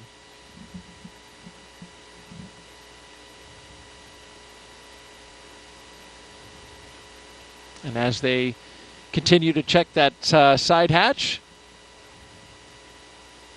been getting some great stuff from Jessica. Just fascinating to listen to you talk about all the aspects of space flight and the experiments that are going on and what it was like for you. We certainly know that space flight is not child's play, but did you know that every Dragon astronaut crew brings a stuffed toy with them? Its purpose? Well, when the toy starts floating, the crew then knows that they have reached 0 G. That's the confirmation. And there's been a few of these over the years. Of course, as we've, done our missions, that toy is called a 0G indicator, and there's been 8 on Dragon so far. Starting with this little guy, Plush Earth, floating around by himself in the first uncrewed flight test in 2019 called And Demo 1. That was Anne McClain again. And it was, once she was on Space Station. This is a sequin bedazzled dinosaur named Tremor, picked out by Bob and Doug's sons. Then we go to Crew 1, Baby Yoda. The first stuffed animal, there's a penguin, Gwyn, the penguin, with Crew 2. And then Crew 3, the turtle, classmates Raja Chari and Kayla Barron, of course. And then you see the first humanoid. That was the Einstein doll floating around. There he is. We spot shadowed him. And then here, inside the International Space Station, there's Suhail, the mascot for the United Arab Emirates. So the question is, Jessica, what did Crew-7 bring? I do know what they have, but I'm not sure if we're supposed to reveal it quite yet. We're going to wait for the view? Let's wait for the view. Let's wait. When we get it Dragon, in the view... SpaceX, nominal side hatch leak check. I can tell you about mine. On Soyuz, we have this tradition as well. Dragon copies, nominal side hatch leak check. Good call there, though, on the side hatch leak check. That's good. My commander brought... It was a small stuffed unicorn. I think it was from his daughter. So that was what we had to demonstrate microgravity for us. And really for everybody watching. Because that's, you're still strapped in during all those moments. So it's difficult to tell if there's any weightlessness yet or any relative motion. But that's why you have the microgravity, the zero gravity indicator. Not truly zero gravity, so it's a microgravity indicator, I'd say. Or even sometimes called a 1G indicator, because you can see when you're back in 1G when you're landing as well. So you use it on the way down? I think so. I'm not sure if the Dragon they still have in the capsule on the way down, if it's secured or not.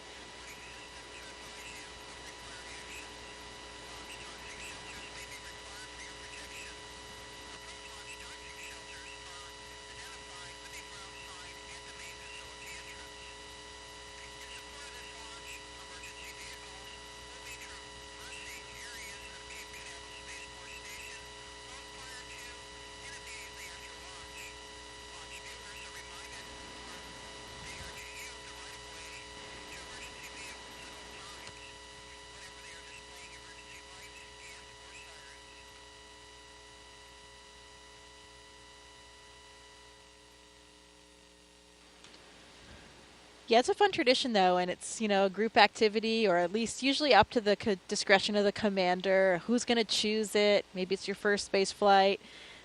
Children are often involved, so everybody gets to play along and have a role and see that microgravity indicator launching.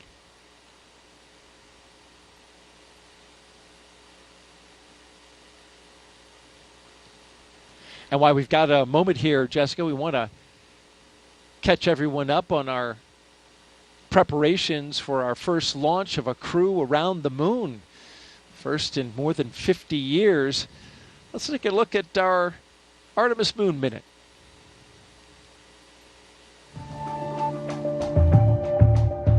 For the first time, Artemis 2 astronauts got an up-close look at the Orion spacecraft that will fly them around the moon. Astronauts Reed Wiseman, Victor Glover, Christina Cook, and Jeremy Hansen visited Orion at the Kennedy Space Center in Florida. And it looks amazing. Their handiwork is gorgeous. I'm ready to take it for a spin. Until launch day arrives, the crew is training at the Johnson Space Center in Texas. They use the Neutral Buoyancy Lab, a giant pool, to practice safely getting out of a floating mock-up of Orion. And it's not an easy task. Navy divers in rafts will harness and hoist the astronauts into the air by helicopter, where they will be taken to a nearby Navy vessel. Back at Kennedy, we got a look at the brand new Artemis Crew transportation vehicles. So the first 9 miles of the journey to the moon starts in these crew transport vehicles. On launch day, these fully electric, zero-emission vehicles by Canoe Technologies will reunite the Artemis II astronauts with Orion at Launch Complex 39B. NASA's powerful moon rocket, the Space Launch System, and Orion will carry them on the rest of the 250,000-mile journey to the moon. And that's your Artemis Moon Minute.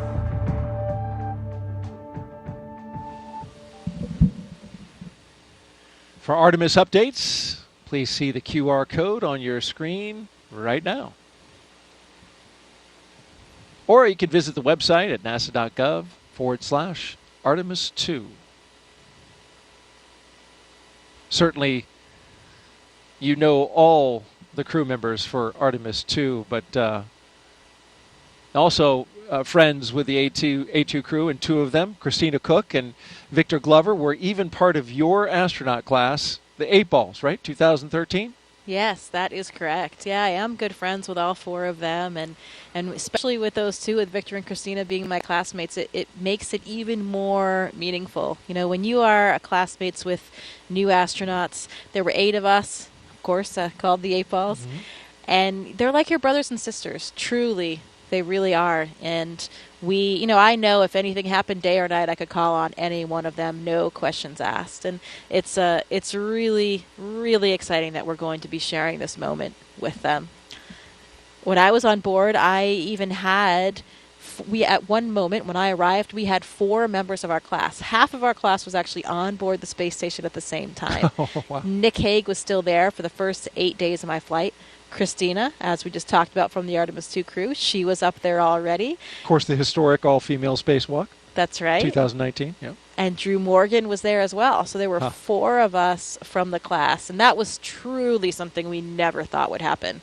You know, a lot of times, especially in the past, you would see if a rookie astronaut flew their first time, often they were with more experienced people, so you didn't have a lot of rookies all at once or 4 of your classmates at once. Yeah. And so in the end, that's how it happened for us, and we couldn't have been happier. You know, it's again, you're flying with these people that you're already so close with and know each other so well. And of course, half that class was women, right? It was 4 men and 4 women. Yeah, that's right. That was the first time that we've ever had that 50-50 ratio. You know, we still don't have a 50-50 ratio in the office, but we're trending in the right direction. I think we have about maybe 35% women right now, but heading in the right direction, really like all the STEM fields. And that's why it's such an exciting time when we are starting to have more equity from different backgrounds in everything that we do. As we look at the launch pad there, pad 39A here at the Kennedy Space Center, the Falcon 9 rocket, and the Dragon spacecraft on top. We're counting down towards the next few milestones, and we're waiting for the closeout team to leave the White Room and then eventually drive away. That'll be at T-minus 1 hour and 44 minutes, and then a few minutes after that, they'll drive away from the tower. There you see them by the elevators, wrapping up their work on the launch tower. And, of course, taking a lot of that equipment with them that was being used to cool off the astronauts. And so while they finish their work, let's learn more about what the astronauts are going to do once they arrive at the International Space Station. Let's take a look at their mission overview.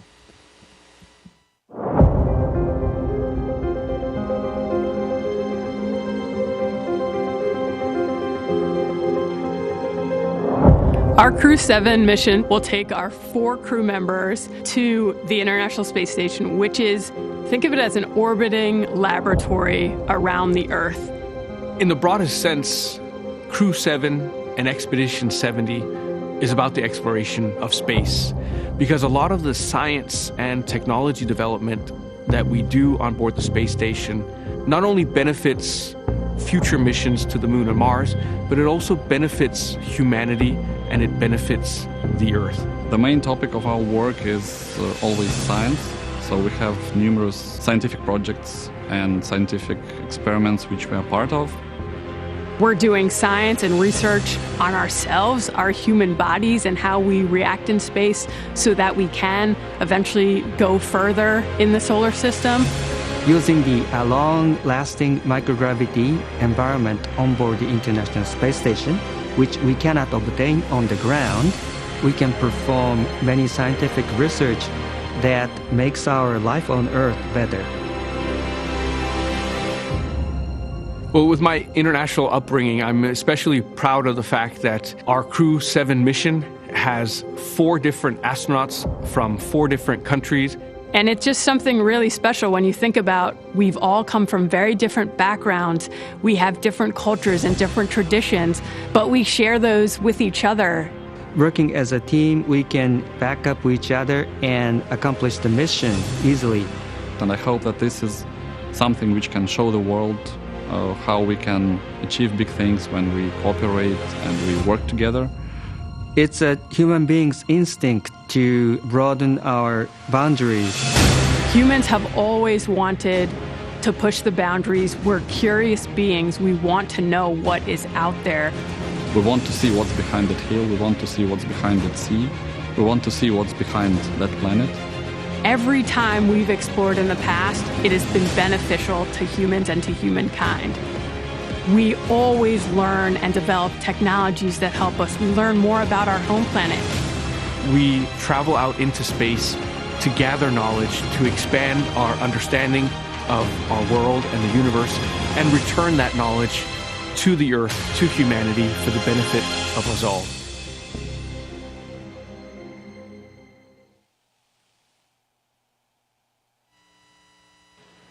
Welcome to the International Space Station Flight Control Room at NASA's Johnson Space Center in Houston, Texas, where teams work around the clock to monitor work and life aboard the orbital laboratory.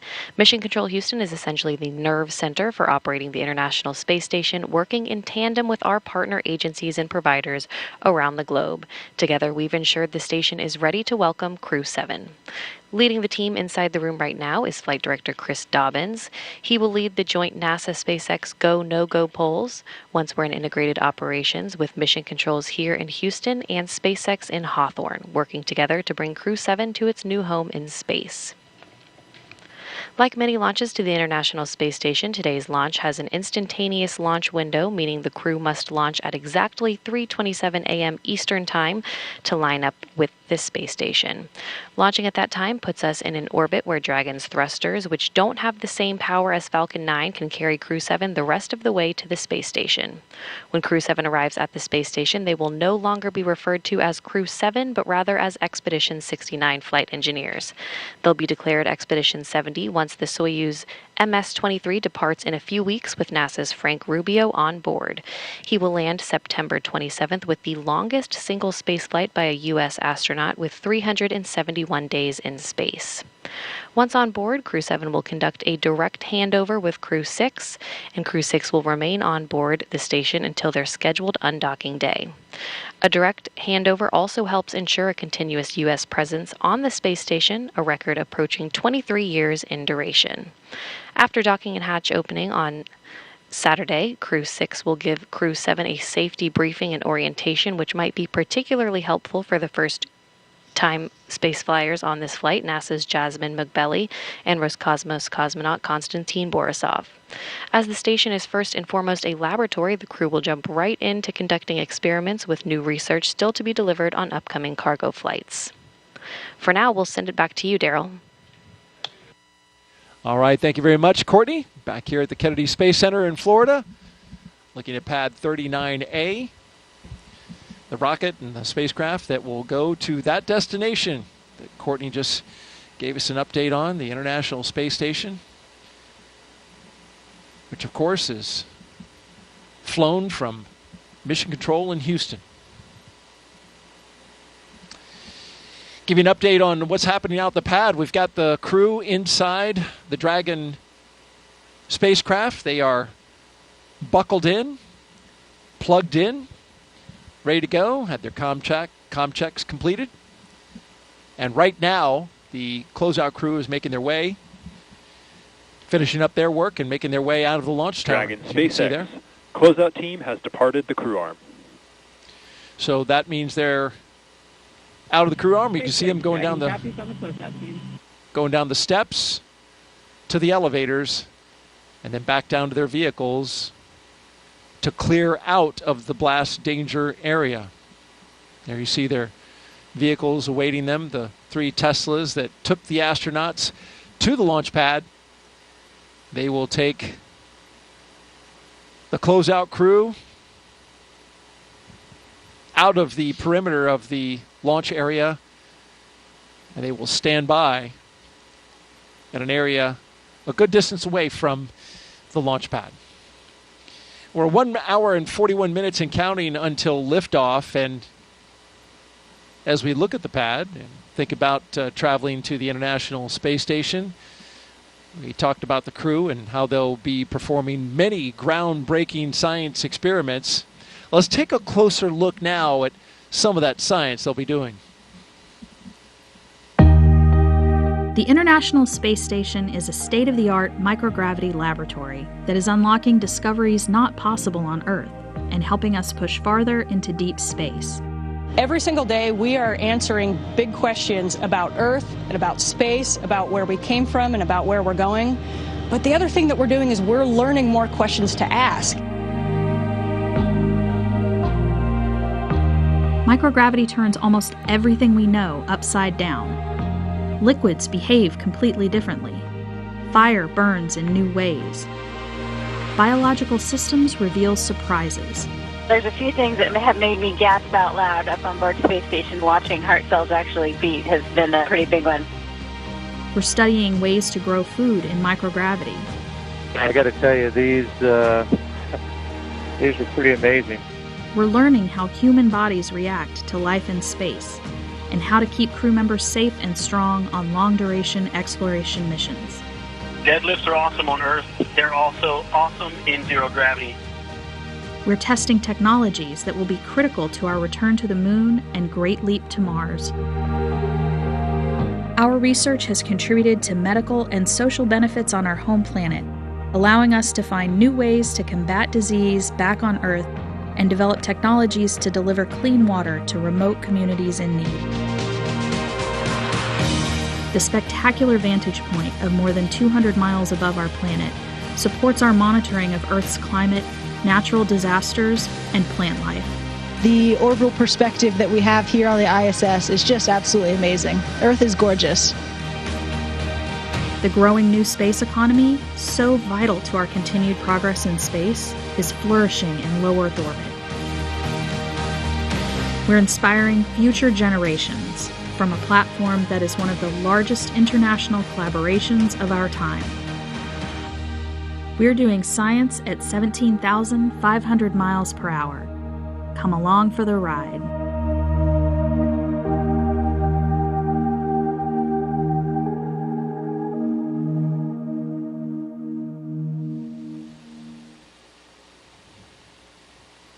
A great overview of some of the science being done on board. And Jessica, you've looked into this mission, of course, as an astronaut with the astronaut corps.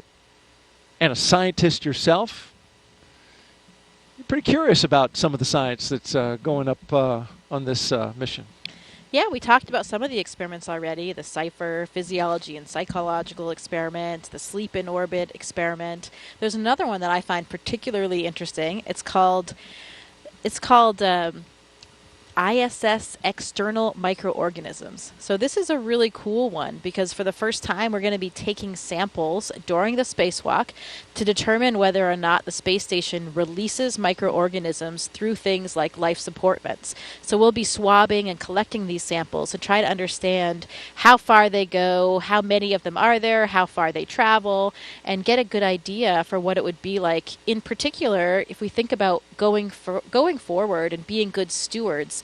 Now, I like to think about when we travel, we need to be good stewards of our planet. So if we're going to the surface of Mars one day, we need to understand what kind of contamination we might be having and what kind of effect we might have on that planet. So this microorganisms experiment will help understand a little bit more of the impact that we have. And to me, that is the ultimate experiment because it is science and a spacewalk at the same time. Oh, yeah. My two favorite things. So if I could knock both out at once, I mean, that would be Incredible. A double winner right there.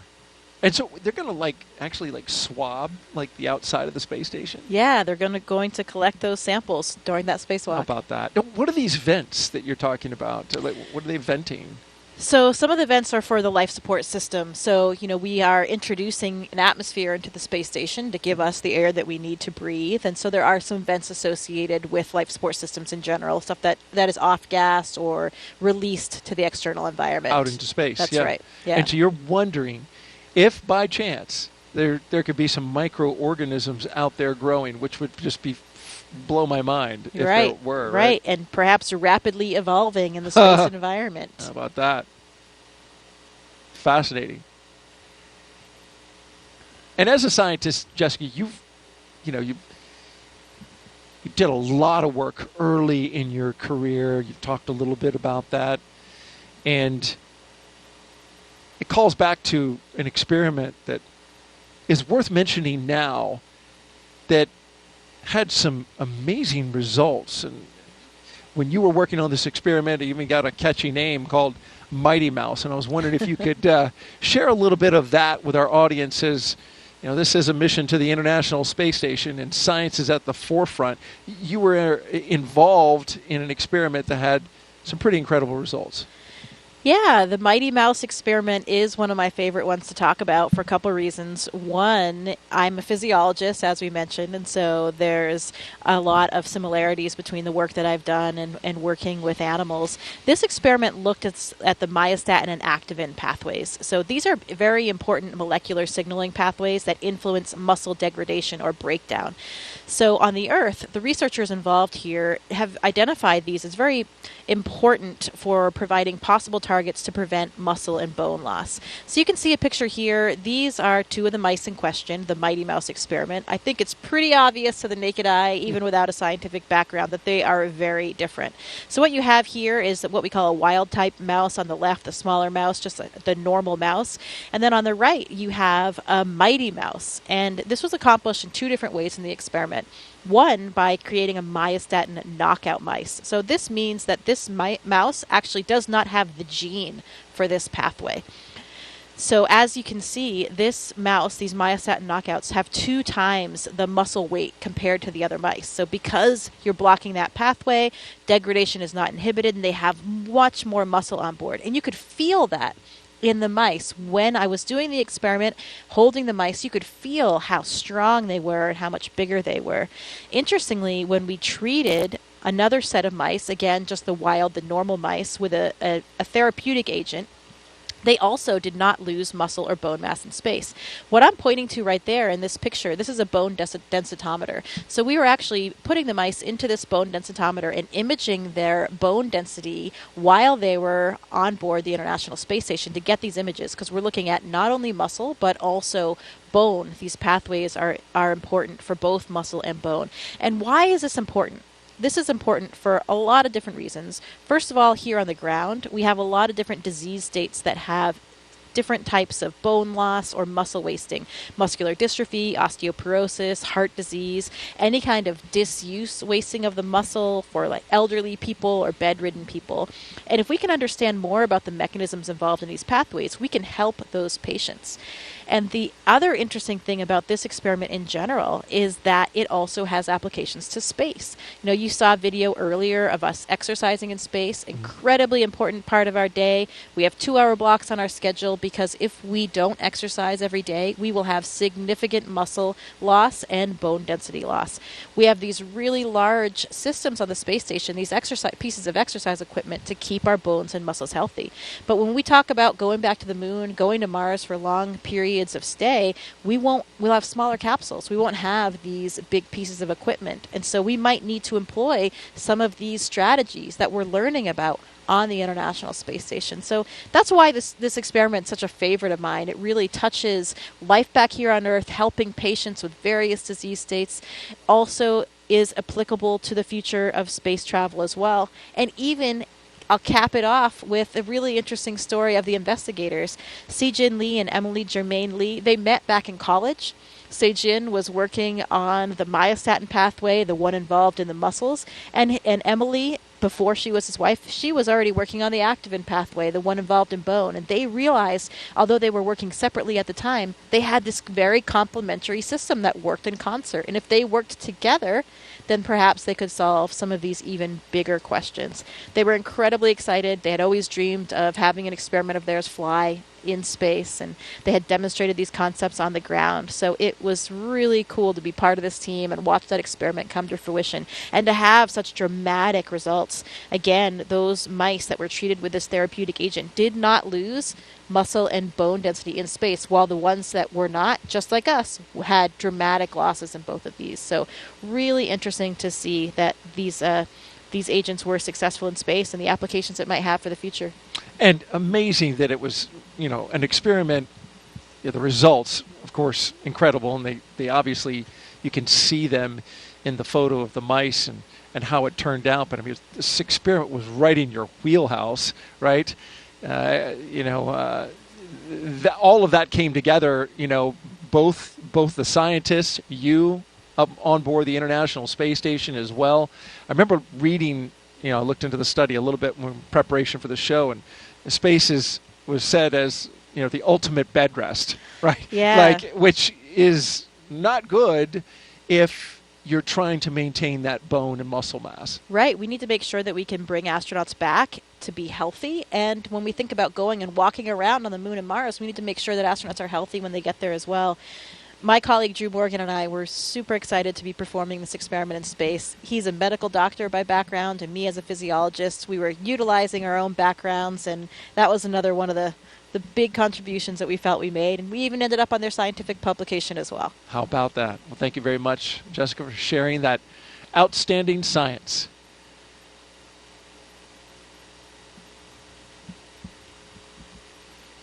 T-minus 1 hour and 30 minutes and counting. We're awaiting the launch escape health check.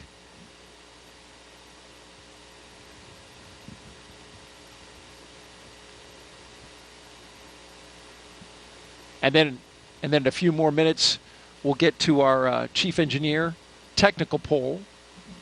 We won't hear that over the loops, but marching slowly to the T-minus 1 hour mark, and activity will really start picking up.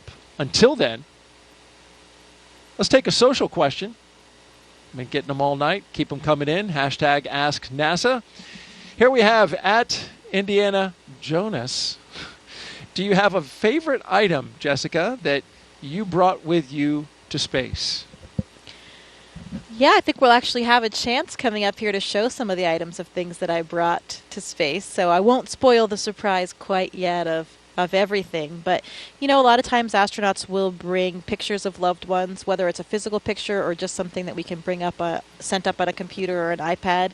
And we like to bring things that represent our different backgrounds, for representing universities we went to, clubs that we belonged in, because, we've talked about it a little bit already, but, this is not just our mission. This is really for everybody, and we want to carry that enthusiasm and that excitement with everybody to show them that they are a part of it. So there are so many things. You wish you could bring more because our capacity is very limited, but, we have to think long and hard about which items we'll bring up with us. Well, let's talk about that flight kit a little bit more. Each Crew-7 astronaut is allowed to bring a few personal items with them for their roughly 6-month stay in space. We're holding your item as a surprise. Let's take that crew shot, and we'll talk about what they're bringing up. You see all the way to the left, Konstantin Borisov. He's bringing up his son's first toy, going left to right. Next is Andreas Mogensen. He picked the 0G indicator along with his children, and he kept it a surprise. And so we're waiting to see that. We're going to see it float in space. We'll learn more about that in a bit. And then to his right is, of course, the commander, Jasmine Mogbelli. She brought 2 dragon stuffed animals, one for each of her twin girls, and she's going to show them floating around in space to her girls. So we're going to take a little video, send that to them. It's a touching thing to do for your young kids. And then all the way on the right, Satoshi. He's bringing photos of his family and friends and photos of current students at the school he graduated from. Yeah, we take a lot of pictures of these items floating around the space station, usually in front of in the cupola, so you've got the Earth in the background. And actually, it's difficult to get some of these photos sometimes. You get a little air and some ventilation, an object gets caught in the ventilation. It's not floating exactly, just staying still where you want it. The light changes all the time in the cupola, so you have to kind of master out this system to get proficient at it, to take these pictures, because it can take quite a bit of time. But it's so important and so meaningful for the people back on the ground that we do our best to capture as many of them for the loved ones that we have and for everyone down there, because it really does mean so much to everybody. Wouldn't it be better to have video rather than a picture of something floating around? Yeah, we do video too. Okay. But you're right. A lot of times it's just a still image that we have, but depends what you want to use it for.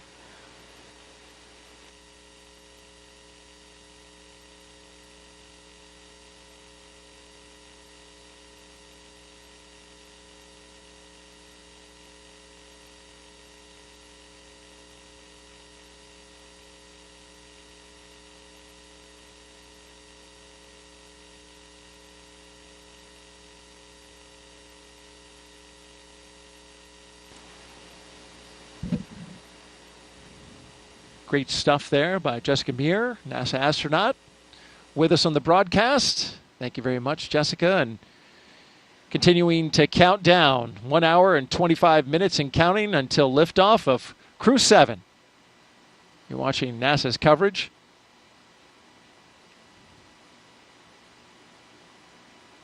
When these astronauts go up to the International Space Station, they'll spend about 6 months up there working scientific experiments that you just heard a few of them from our astronaut co-host.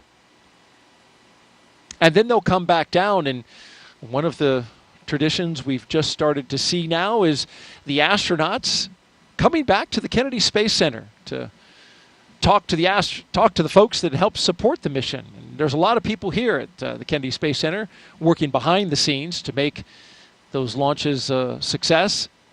And recently it was the Crew-4 astronauts that took time out of their busy schedules to say thank you to the Kennedy team, and we've got to look at that.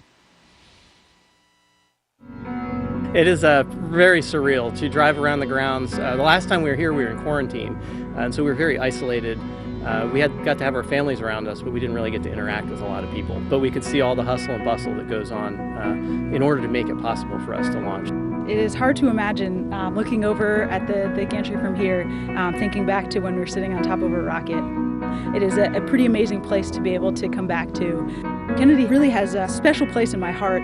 I think it was really important to all of our crew to have this opportunity to come back here and just thank the workforce here, our team members that made this flight possible. You know, I think as we think about spaceflight, it is not anywhere near an individual type of accomplishment. Yeah, just absolute gratitude for the teams of people that just ensure our safety, ensure that there's always an eye looking over every piece, every detail, and ensuring that launch goes off without a hitch. So many of you have been a part of that journey. Your investment, your expertise, making us successful in our work and getting us home safely. And we're grateful for the work that you're doing. So it is incredibly special to be back here and get to actually interact and thank all the people that contribute to the mission and were able to get us off the ground and bring us home. It's just an amazing place, just such a talented pool of people that enable such amazing expeditions to fly out of the Kennedy. So it's really cool to be back here and to get to meet the people that are making all of that happen. You can really tell all those smiling faces just how much that meant for Crew-4 to come back and share their time and their words with the team here at the Kennedy Space Center. Well, you're looking live at Launch Pad 39A, the Falcon 9 rocket and Dragon spacecraft. We'll start fueling up the Falcon 9 at T-minus 35 minutes and counting. But in between this time and that time, Got a few more milestones to go, including arming the launch escape system, rotating that crew access arm away, and then, of course, having the pole for the readiness to tank the rocket. This view right here, you're looking at special guests that have gathered at the Banana Creek facility here on the Kennedy Space Center. Launch watchers.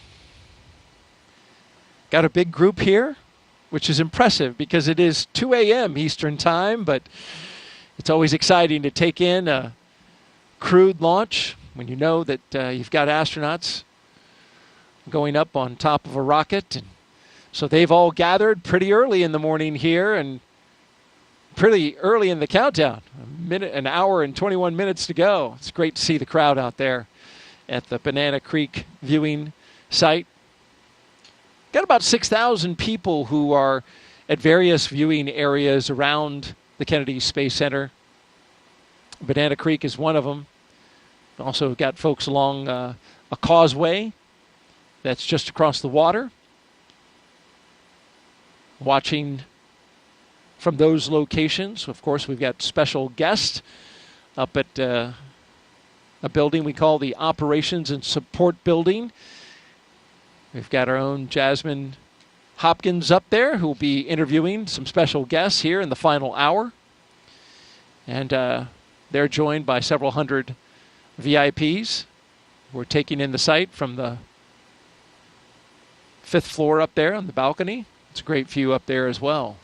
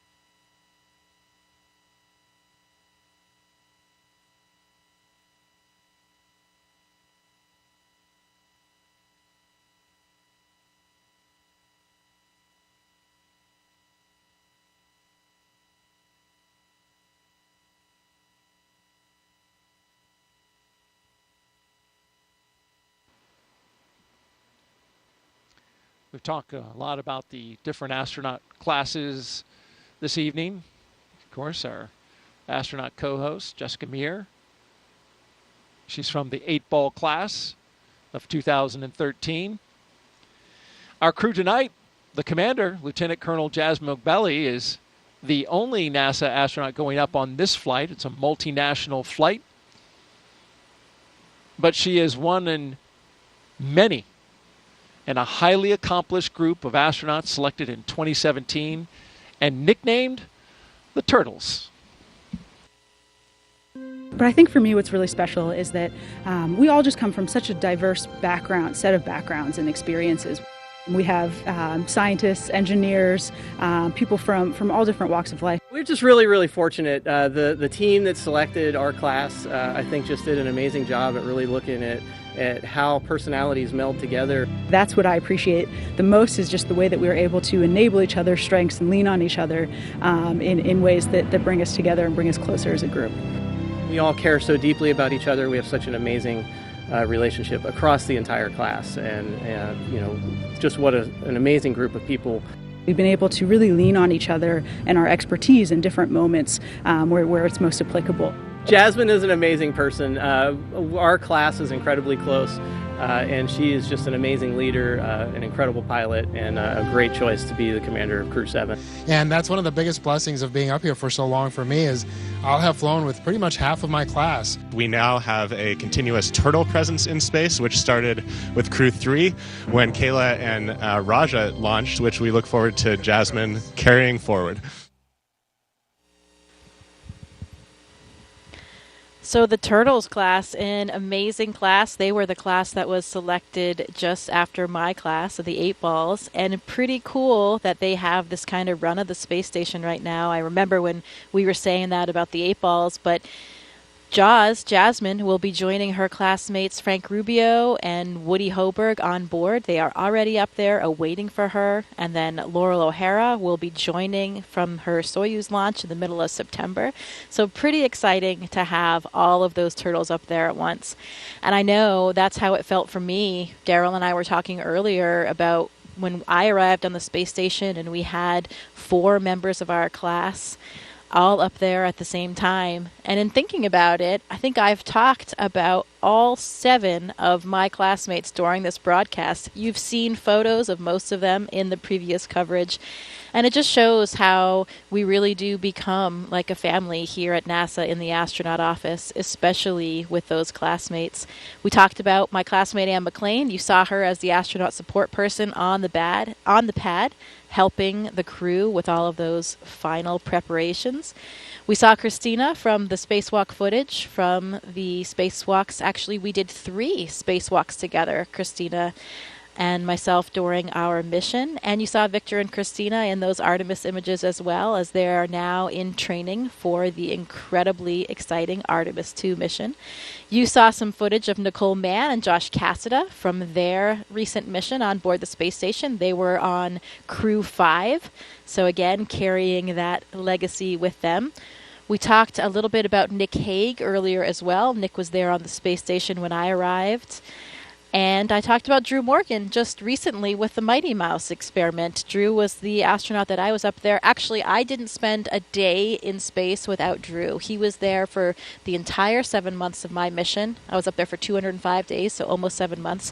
He was there already when I arrived, so he was up there even longer. He had about a 9-month mission. So there you have it, all members of the class. We've been represented in this broadcast, but it's not about us today. It's about those turtles. So more about them. We are so excited to see Jaws on her way, headed to join her classmates, Frank and Woody, up there. You know, we have right now on the space station the 4 crew members that flew up on Crew-6, of course. That's Woody Hoberg, Steve Bowen, Sultan Al-Nayati, an astronaut from the United Arab Emirates, and also Andrei Fadayev. They arrived on the Crew-6 vehicle, so they'll be departing about 5, 6, 7 days after Crew-7 arrives. They'll have a handover period so they can really get accustomed to everything that's going on, hand over whatever information they need, and then they'll depart. And then we have Frank Rubio and cosmonauts Sergei Prokopiev and Dmitry Petelin. So this crew will be joining the 7 crew members that are already up there until that handover period ends, and then the 4 from Crew-6 will depart. The Soyuz crew is scheduled to land, I think, September 27th. So Frank will finally be returning home from space back here to the U.S. And his mission was extended, so he will have been up there for over a year when he lands. Finally, and he's going to break the record, right? Longest continuous stay in space. That's right. It has been an incredible mission for him, but of course everyone is very excited to have him back on the ground as well. And I'm sure he will be just as excited to be back on Earth and be able to visit his friends and family and take a hot shower. Showers are always very welcome when you come back. You know, you do get surprisingly, you feel very clean on board. I was surprised by it, but it's kind of like a sponge bath that we get up there, but you really do feel clean. And part of the reason why is you just don't feel as dirty as in space. You know, not even your clothes are really resting against you when you're in microgravity. Everything's kind of floating. You don't go outside and get sweaty in the hot Florida humidity like us sitting here in these chairs getting a bit hot. You just don't experience that because you're never sitting down. You don't. But you are perspiring, right? That you're losing water through the skin. Sure. You're losing water through the skin. Sure. But it's not sitting there, right? Absolutely. You still have all the same physiological mechanisms going on, but it's a temperature control environment, so you're not really sweating throughout the day aside from when you exercise, and then you do sweat quite a bit. Okay. And it's really cool to see because the water, it doesn't just fall down, doesn't fall off of you like it does here on Earth. It'll kind of accumulate until a force acts upon it. So you might have a ball of sweat kind of growing on your head, for example, if you're Victor Glover and you don't have any hair up there, or Luca Parmitano on My Mission. And yeah, it behaves differently until it'll come off in a with a Just once dispersing. you have motion imparted onto it. That? Great stuff from NASA astronaut Jessica Meir as we count down 1 hour and 11 minutes until liftoff of Crew-7 from the Kennedy Space Center in Florida.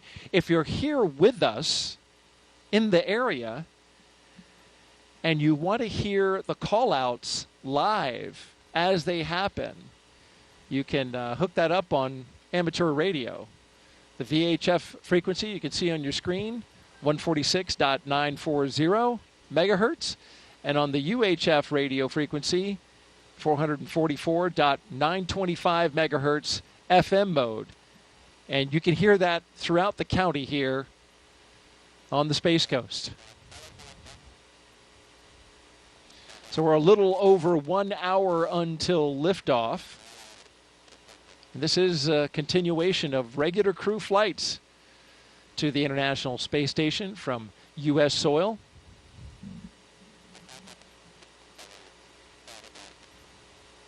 SpaceX's Crew-7 mission will be the company's 8th crewed spaceflight for NASA, following the crewed test flight Demo 2.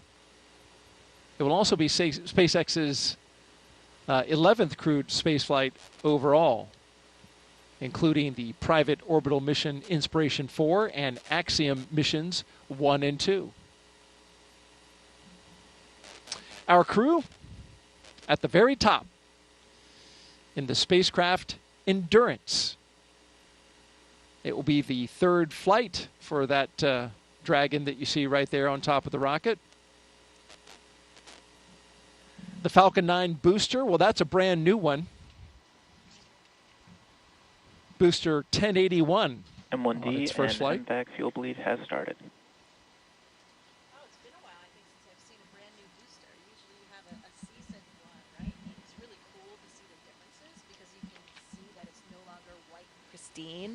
As they are reused more and more. Pretty cool to see. Yeah, you were talking about the booster, how, in the reuse booster, you've got that sooty exterior on it, and this is a brand new one. Of course, commercial crew program, they limit the number of boosters in terms of their reflight for use on crew to 5. The Endurance, its previous missions were Crew-3, Crew-5, and of course today, Crew-7. If you're just joining us now, we've had a great countdown so far. Weather is nearly perfect, 95% go. We've got a crowd of launch viewers on hand at our various locations around the Space Center. More than 6,000 people here in the local area, and of course, beyond that, outside the gate, even more.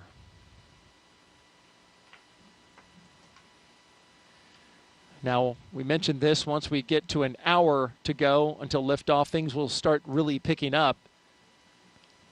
We get close to that go, no-go pole that will arm the launch escape system.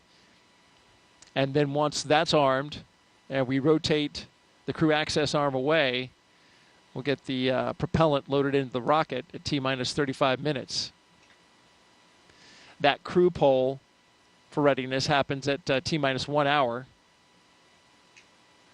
And of course, the pole to load the prop is at T-minus 55 minutes.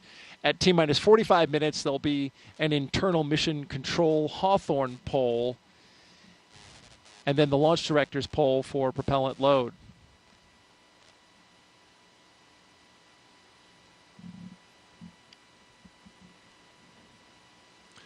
I mentioned the crew access arm. That'll retract when we get to T-minus 40 minutes. And the crew will get the call to close their visors and arm the launch escape system.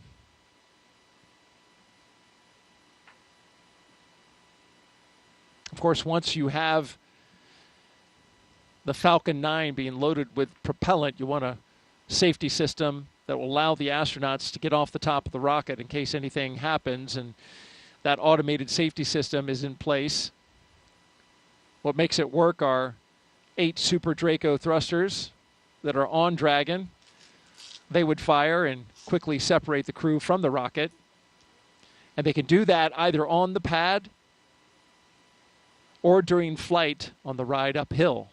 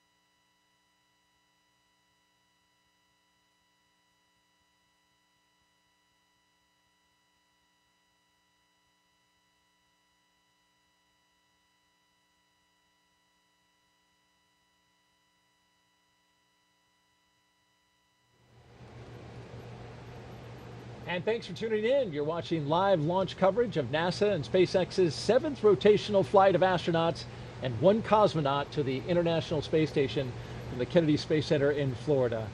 NASA astronaut Jessica Meir has been with us over the past 3 hours, talking about Crew-7 as they have prepared for launch. Also talked a lot about science and a phenomenal number of other fascinating topics. We really appreciate you being here. We're now closing in on T-minus 1 hour until liftoff. And your thoughts on how we've done so far? Things have been proceeding nominally, as we say in the space business. Things are looking good. The leak checks were good. Comm checks were good.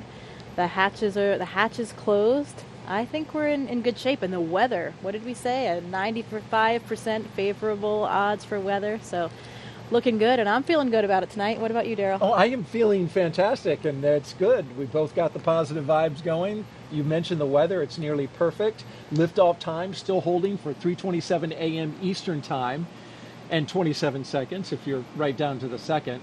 We're tracking no issues with the Falcon 9 or Dragon, as Jessica mentioned. The range is green. Weather, good to go. Over the past 3 hours, we want to review now what our crew's been doing, and there you see them. Jasmine Mobelli, Andreas Mogensen, Satoshi Furukawa, and Konstantin Borisov. They have been getting ready to launch into space. Let's take a moment now to recap the overnight launch preparations. After waking up and having a meal, SpaceX helped the astronauts into their suits, as you can see right here at the historic quarters suit-up room. Then the crew, well, once they got their suits pressure tested, they walked right out of the same path that every NASA astronaut has done since Apollo 7, waving to family and loved ones after getting inside their Teslas with the gull-wing doors coming down. They joined a caravan led by Center Security on a 20-minute ride to Launch Complex 39A. Big smiles all around. All the way around. And then following their arrival to the pad, they got a look at their rocket, and in they went, walking across the crew access arm and right into their spacecraft. And those big smiles you mentioned, Jessica, we just saw them right there. Looks like the crew, they're good to go. They truly are contagious, those smiles. It is difficult not to be smiling and excited when you know you are about to leave the planet for the first time for some of these, for Jasmine and for Konstantin as well. Absolutely, and a lot of preparations have been brought to us at this point, including a dry dress. A lot of things have been going into this so to get everybody ready. Of course, we had a launch delay yesterday. We stood down for that attempt, but now we're good to go, and we expect to be launching at 3:27 and 27 seconds, our new T0. All systems good to go for launch. Now we want to have our Dragon, team. SpaceX, you are go for Section 5. When ready, report go for launch. Dragon copies, go for Section 5. Okay, and with that call out at this time, we're going to expand our coverage. We'd like to welcome in SpaceX and NASA commentators joining us live from Hawthorne, California, where the SpaceX mission team is located. Welcome to Jesse and Leah. Thanks, Daryl, and hello to everyone watching around the world. I'm Leah Cheshire with NASA Communications. And I'm Jesse Anderson, an Integration and Test Engineering Manager here at SpaceX. Leah and I are joining you today from SpaceX headquarters in Hawthorne, California, as we count down to liftoff of Crew-7 just under an hour from now. And of course, Crew-7 is our 7th operational mission with SpaceX, flying astronauts for long-duration missions to the International Space Station. But it also comes with an important first. Crew-7 is the first mission in which every seat in the spacecraft is filled with a crew member from a different international partner agency. Represented are NASA, ESA, the European Space Agency, JAXA, or the Japan Aerospace Exploration Agency, and Roscosmos. It's also the first time an ESA astronaut has served as pilot of Dragon, so Andreas Mogensen is adding that to his list of accomplishments. The Dragon flying today will be making its 3rd trip to station, having previously supported Crew-3 and Crew-5. And much like on those missions, our teams will be staffed around the clock in mission control, which is just behind us, to monitor Dragon and the mission, not just today, but throughout the entire mission, from liftoff to Crew-7's arrival at the space station, all the way through splashdown when the astronauts return back home to Earth. On console or headset and mission control are 6 key SpaceX copies. Crew-7 is go for launch.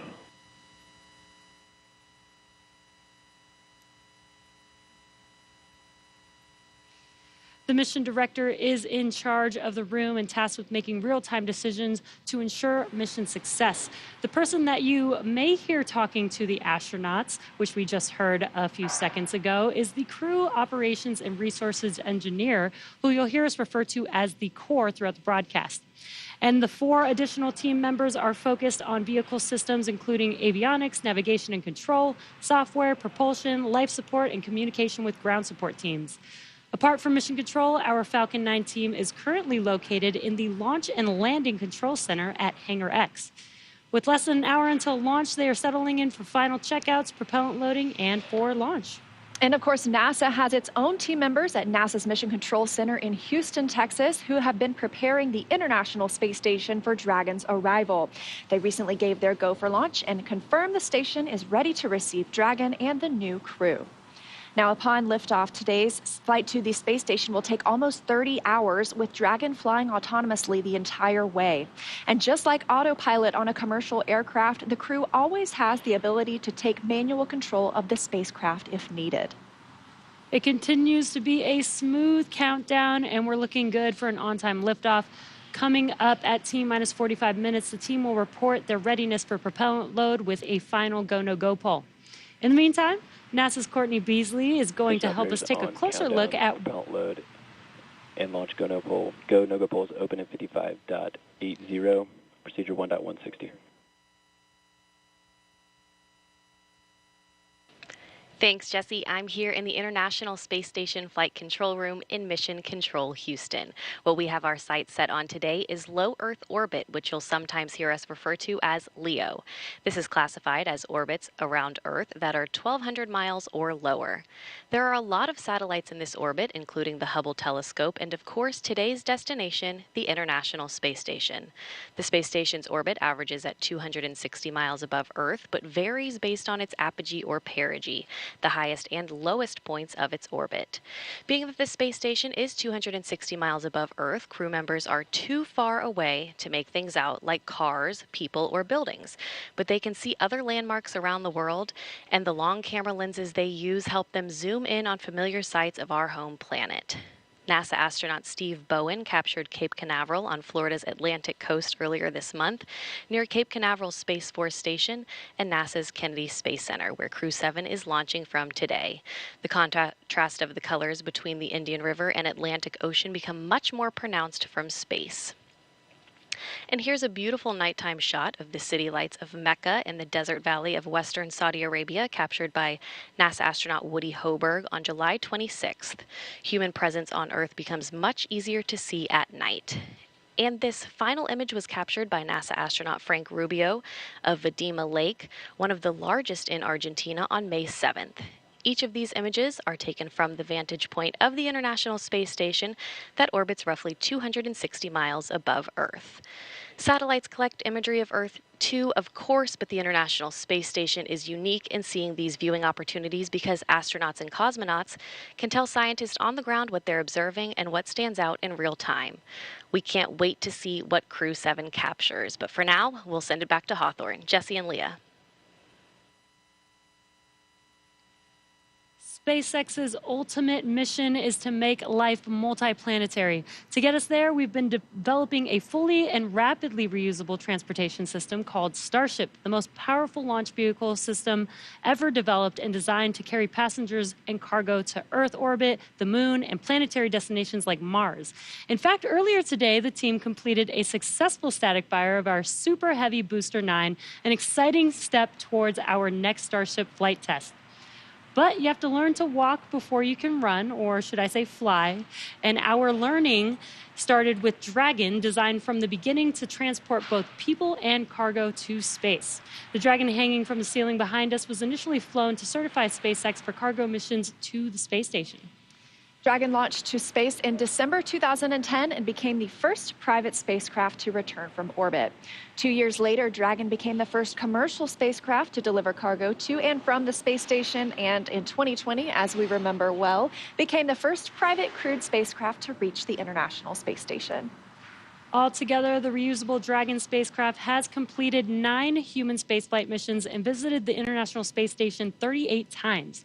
Dragon is capable of carrying up to 7 passengers to and from Earth orbit and beyond. And these days, we are very much focused on the beyond. Now, of course, we already have explorers on the Red Planet, paving the way for humans who will arrive in the future. NASA's Perseverance rover landed on Mars in 2021 after an almost 7-month journey. Its mission addresses high-priority science goals and also provides opportunities to gather knowledge and demonstrate technologies that address the challenges of future human expeditions to Mars. These include testing a method for producing oxygen from the Martian atmosphere, identifying other resources such as subsurface water, improving landing techniques, and characterizing weather, dust, and other potential environmental conditions that could affect future astronauts living and working on Mars. Now, of course, Perseverance also brought along another passenger named Ingenuity. This is the first helicopter ever flown on Mars. There's Ingenuity being deployed from Perseverance and those historic flights that we've seen so far. When the time comes for human explorers, they'll have to take everything with them for a surface mission. Building bases or even cities on Mars will require huge amounts of cargo and eventually crew. So we're designing Starship from the beginning to carry hundreds of tons of cargo into space and be able to be refueled in orbit. Before Mars, Starship will play a key role in the exploration of the moon. SpaceX is providing the lunar lander, which will return astronauts to the lunar surface for the first time in 50 years under NASA's Artemis missions. With the ability to deliver cargo and people to the lunar surface, we'll be ready to help humanity build a sustainable presence on the moon and learn how to live off-world before the next step to Mars. Today, however, we are going a little closer to home, and the work we're doing on the space station also paves the way to Mars, but it takes place in low Earth orbit. As Courtney mentioned, the area includes any spacecraft that orbits at or less than 1,200 miles from our home planet. That's pretty close in comparison to our moon, which is almost 240,000 miles away and is referred to as deep space. Deep space missions like future missions to Mars will challenge us like no spaceflight journey has before when we start looking to send humans millions of miles away from home. Long-duration missions on the space station, just like Crew-7, directly inform how we'll plan to support the first humans bound for the Red Planet on missions that could last months or even years. So we really look forward to those human missions to Mars. And right now we're paving the way with today's exciting mission, plus through Artemis launches to the moon. For now, I'll send it back to Daryl and Jessica at KSC. Thank you very much, Leah and Jesse. And to keep our astronauts safe while on missions to the moon and Mars, NASA is working to understand the long-term effects of living in space. Earlier, NASA's Jasmine Hopkins caught up with NASA's Chief Deputy Science Officer for our Human Research Program. One of the investigations launching on Crew-7 is nicknamed CIPHER, and it will study the physiological and psychological changes in up to 30 astronauts. Joining us now to talk more about it is Kristen Faub from Johnson Space Center. So Kristen, tell me about your title and the 14 different investigations that make up CIPHER. Yes, I am the Deputy Chief Scientist at the Human Research Program, and 14 research studies, all wrapped into one research complement called CIPHER. What we want to do is study the impact of microgravity on bone, exercise, vision, behavioral health, and not only as individual elements, but how they all interconnect together. And not only do we want to study that, but we also want to understand the impact duration has on the human body and microgravity. This is going to be really important information for us for the Artemis missions and for Mars. Right, Kristen. And on that note, we have been studying in low Earth orbit for over 20 years now. So how is CIPHER adding into that? Yes, 20 years. And we've learned a lot about the changes that happens in the human body in space. Plus, we also have learned a lot about the twin study that happened a few years back. So CIPHER is just a build on top of all of that knowledge that we've gained so far, plus all of the technology that we have today, and data analysis. It's a great time to start CIPHER. It really is. And after the launch of Crew-7, how soon can we expect to get the data back from CIPHER? Well, once we start getting data, we'll start processing it, and then when we start to understand some of these observations and findings over hopefully these 30 crew, it's going to take time because 30 crew is going to be a lot of information. But once we start to find some interesting observations, we'll let you know. Absolutely. It will be well worth the wait. Thank you so much for being here tonight, Kristen. It's my pleasure. Back to you. All right, thank you, Jasmine and Kristen. We're going to turn it over now to Hawthorne, California, and check in with our team at SpaceX headquarters for an update on the launch progression. How are we doing? Thanks, Daryl. I'm Ronnie Foreman, a commercial sales manager here at SpaceX. We are coming up on just about 46 minutes until launch, and our teams are carefully moving through the process to lift off. A lot of preparations have brought us to this point today, including a dry dress rehearsal and static fire earlier this week. For those of you following along, you'll also know that we stood down from yesterday's launch attempt for additional data reviews. But for now, all systems are looking good for launch. So next up, our launch director will check in with the team for readiness, both for prop load and for launch.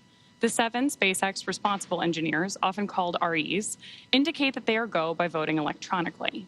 The launch director will also check in with the Dragon mission director, or MD, on the nets, and NASA launch manager to make sure that they are ready to move forward as well. And as Jesse mentioned earlier, the Falcon and Dragon launch teams, as well as key NASA launch members, are in the Launch and Landing Control Center at Hangar X in Florida. On screen, you have that incredible view of the Dragon spacecraft with the crew access arm still in the service position. The crew right now is on board Dragon, waiting to get the green light to stow the crew arm for launch and arm the launch escape system. Great shot of our astronauts there. Once the launch director gives the go-ahead, we should get a good view of the access arm as it swings away from the capsule. The range continues to be go for launch, monitoring the clearance area surrounding our launch pad, as well as the air and sea space along the flight corridor. And at Kennedy Space Center, weather is looking good for launch. If you're joining us on the ground in Florida, you know it's just about 82 degrees outside with light ground winds. Overall, we are looking good for launch in just about 45 minutes with a 5% chance of weather violation.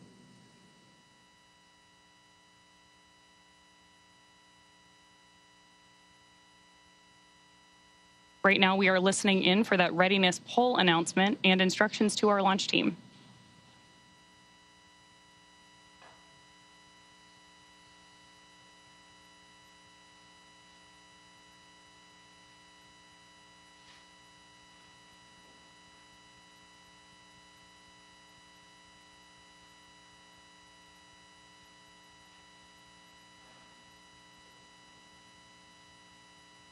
Again, this poll is going to be the go or no-go to move forward with propellant loading for today.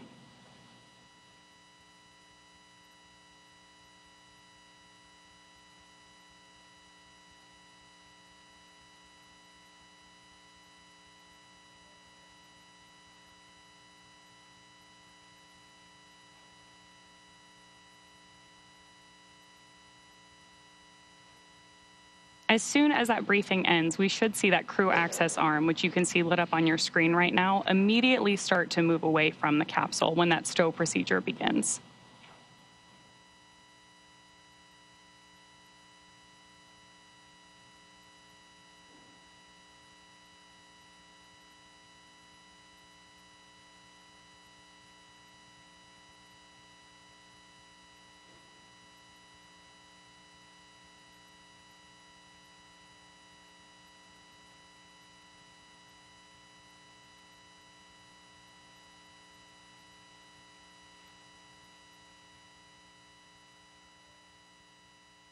Coming up on just 43 minutes to launch.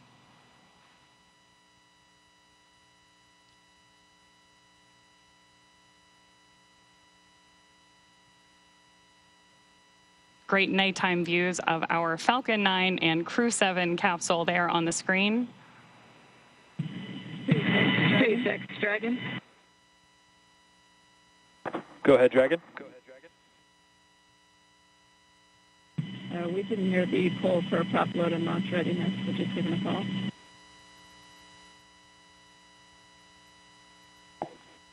And sorry, Dragon, I just missed the last of your sentence there. Can you please repeat? Yeah, from Dragon, we just polling is hear complete. the poll for The prop joint NASA and SpaceX teams have polled go for LES arm, propellant load, and launch. For all operators in MCCX and Hangar X, both control rooms go into lockdown at T-minus 45 minutes and will remain in that state until the launch escape system is disarmed. All operators are to remain at their console, maintain a sterile cockpit until MD confirms successful disarming the launch escape system following orbit insertion or propellant offload in the event of a scrub. For non-urgent no-go conditions, brief the CE or LD and they will approve aborting the countdown. For urgent issues affecting the safety of the operation, operators shall call hold on the countdown net. Launch control will abort the launch auto sequence immediately and proceed into launch abort. At T-minus 10 seconds, launch control will be hands-off and relying on automated abort criteria for the remainder of the count. Operators advise the launch director whether structural breakup or fires imminent or occurring per Dragon manual escape flight rules. Launch control at this time, you may proceed with arming the crew arm for movement. Copy, proceeding to arm crew arm for movement. And with that, we are moving forward toward launch. Propellant loading will begin in just over 5 minutes, but in the meantime, let's check back in with Daryl and Jessica. All right, thank you very much, Ronnie. Crew access arm retraction started. We now have crew access arm retraction. So if you look in your screen, you can see there the crew access arm moving away from the Dragon.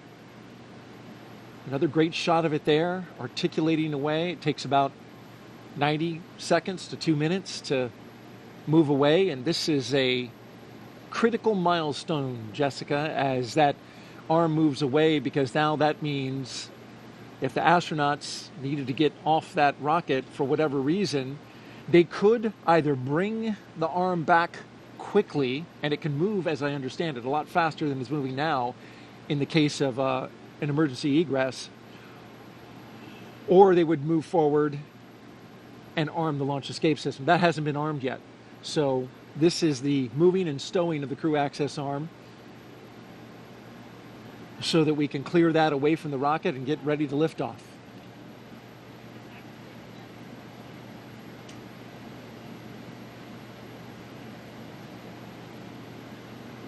After that, crew access arm retraction complete.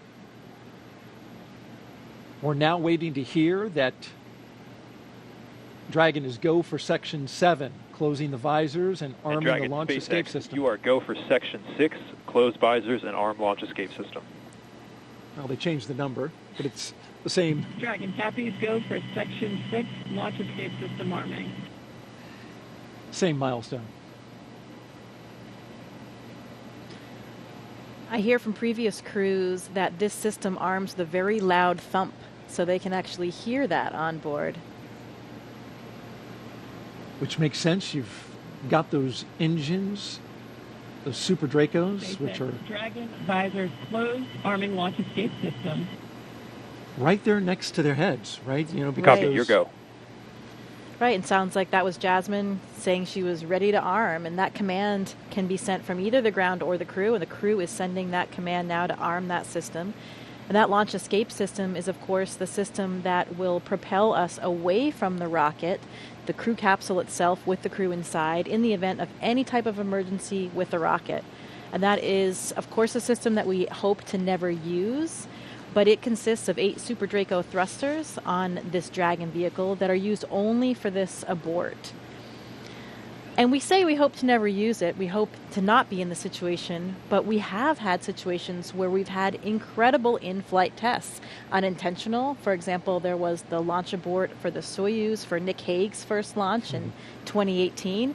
Pretty exciting event, dynamic time, but something that showed us how robust these systems are. It performed nominally and carried Nick Hague and Alexei Ovchinin back to safety. Verified armed.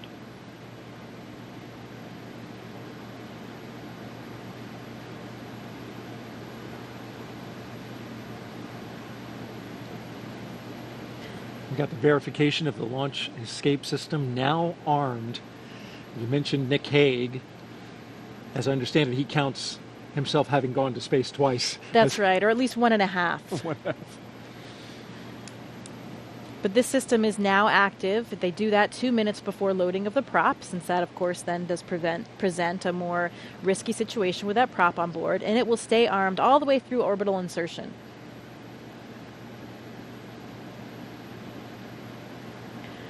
I've also been told by previous Dragon crews that you can hear the system of valves opening and actually even the flow of the fuel itself as it comes on board.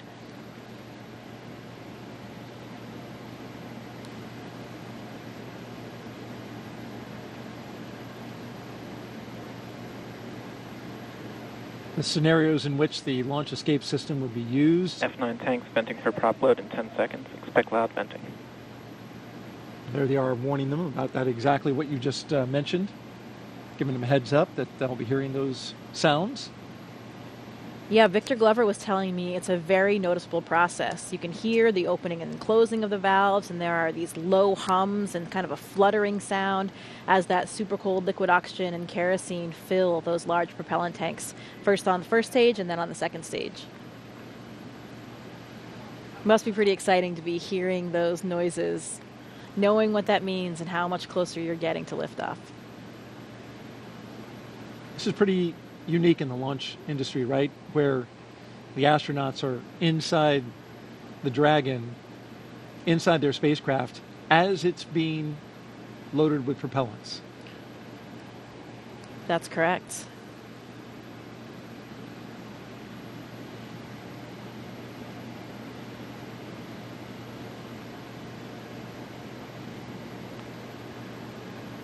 That launch escape system you're talking about, if it were needed, it can get the crew several miles offshore out into the Atlantic Ocean. It's those Super Draco engines capable of moving Dragon half a mile in just 7.5 seconds. So that's equivalent to a peak velocity of 436 miles per hour. So it really moves. It can also get it off the top of a moving rocket as well. So it's got to have that kind of power. Right, at all those different phases, all the way until they're in orbit. And that's one of the things that we protect for here as well when we look at the weather forecast. It's not just for the actual launch itself, but to protect for any of those contingency landing scenarios in the various areas where they would splash down in that event.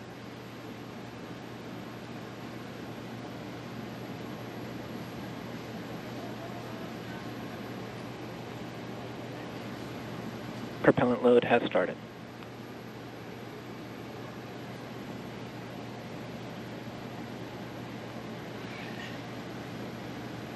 And so now the propellants are flowing into the Falcon 9 rocket. RP-1, refined kerosene, and liquid oxygen, the oxidizer. That part we can see externally because as the liquid oxygen levels rise inside the Falcon 9, it's of course super chilled liquid oxygen, highly densified, and it will super chill the skin as well of the rocket, and it'll condense the air around it. And there's been well over 200 Falcon 9 launches, so if you've seen one before, you're familiar with the sight. The rocket condensing that air, that warm, humid Florida air, which we have been enjoying this evening, at least with a light breeze. That's right. I think it's cooler than Houston anyway, so I'm enjoying my time here. Good. All right, for another update, let's send it out to Hawthorne, California, an update from SpaceX. Thanks, Daryl and Jessica. Now, before we send them to space, let's get to know our Crew-7 astronauts a little better. We'll start off with none other than the commander herself, NASA astronaut Jasmine Montbelli, making her debut spaceflight. My name is Jasmine Montbelli. I'm the commander of NASA's SpaceX Crew-7 mission to the International Space Station. Baldwin, New York is where I grew up. I always loved team sports from a really young age because you rely on one another, and that's something that I think is really important to know going forward in your career. I joined the Marine Corps. Sure, I wanted to fly jets. I thought you had to be a jet pilot to become an astronaut. I actually went to watch STS-116 launch while I was waiting to start flight school, and Sunny Williams happened to be on that flight. I realized she was a Navy helicopter pilot, and from that point on, I went full steam ahead. All four of us are so proud to represent what is possible when we come together. Ultimately, everything we do is to benefit the Earth.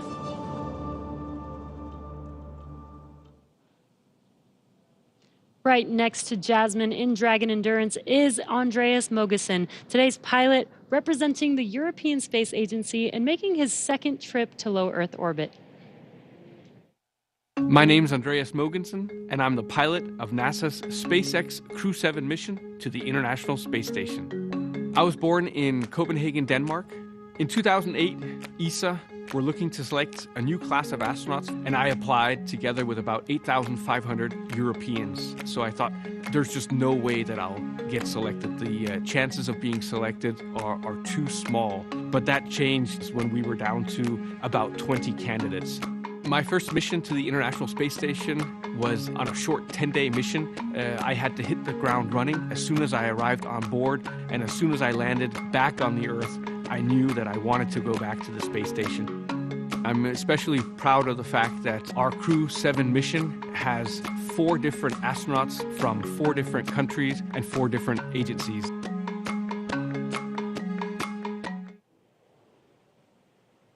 Next up, mission specialist Satoshi Furukawa. This JAXA astronaut is no stranger to the space station after spending 165 days in orbit as part of expeditions 28 and 29 in 2011. My name is Satoshi Furukawa. I am a mission specialist for NASA's SpaceX Crew-7 mission to the International Space Station. I was born in Yokohama, Kanagawa, which is right south of Tokyo. The first human landing on the moon when I was 5 years old. I thought it was a great moment for humankind. I had a longing for space from my childhood. The moment I was selected as a Japanese astronaut candidate, you are hired, you are selected. It was the happiest moment in my life. Crew-7, we are conducting many scientific researches on the space station to benefit future space explorers. I am very proud of being a part of this excellent team of international partners and also researchers, engineers, flight controllers, flight directors, and so on. Because working as a team and working together, we can accomplish the big mission.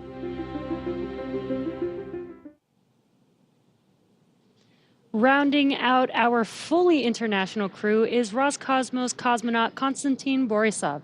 He was selected to the Cosmonaut Corps in 2018 and today marks his first flight to the orbiting laboratory. My name is Konstantin Borisov, and I'm a mission specialist for NASA's SpaceX Crew-7 mission to the International Space Station. For those who ask what a spaceflight is, I would say that we have 3 big jobs on the space station. First job is experiments. Second job is take care of the station, doing the maintenance, repair what's broken, storing things, restoring things, cleaning up. And the third big topic is actually taking care of your body, because in weightlessness you cannot help but train. I think many people don't understand that technology advancement which we have had during the last 50 years mainly comes from space exploration. People get very comfortable with using their phone, and we have very fast computers in space. Motivates us to create those advancements. I want to take part in it, and I want to put my small stone into this pavement which leads us to the new asteroids, to the new planets, and to the new systems.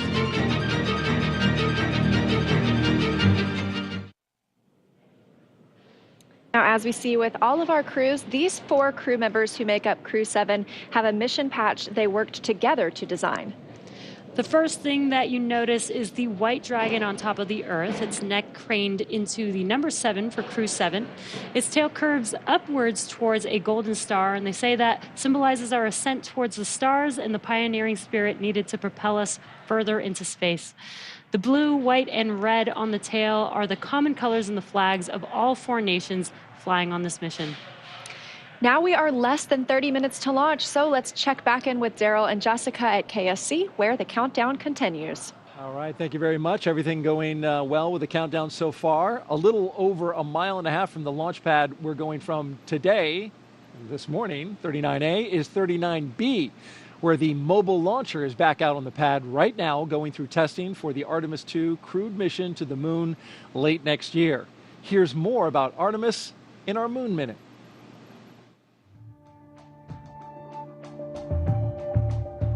For the first time, Artemis II astronauts got an up-close look at the Orion spacecraft that will fly them around the moon. Astronauts Reed Wiseman, Victor Glover, Christina Cook, and Jeremy Hansen visited Orion at the Kennedy Space Center in Florida. and it looks amazing. Their handiwork is gorgeous. I'm ready to take it for a spin. Until launch day arrives, the crew is training at the Johnson Space Center in Texas. They use the Neutral Buoyancy Lab, a giant pool, to practice safely getting out of a floating mock-up of Orion. And it's not an easy task. Navy divers in rafts will harness and hoist the astronauts into the air by helicopter, where they will be taken to a nearby Navy vessel. Back at Kennedy, we got a look at the brand new Artemis crew transportation vehicles.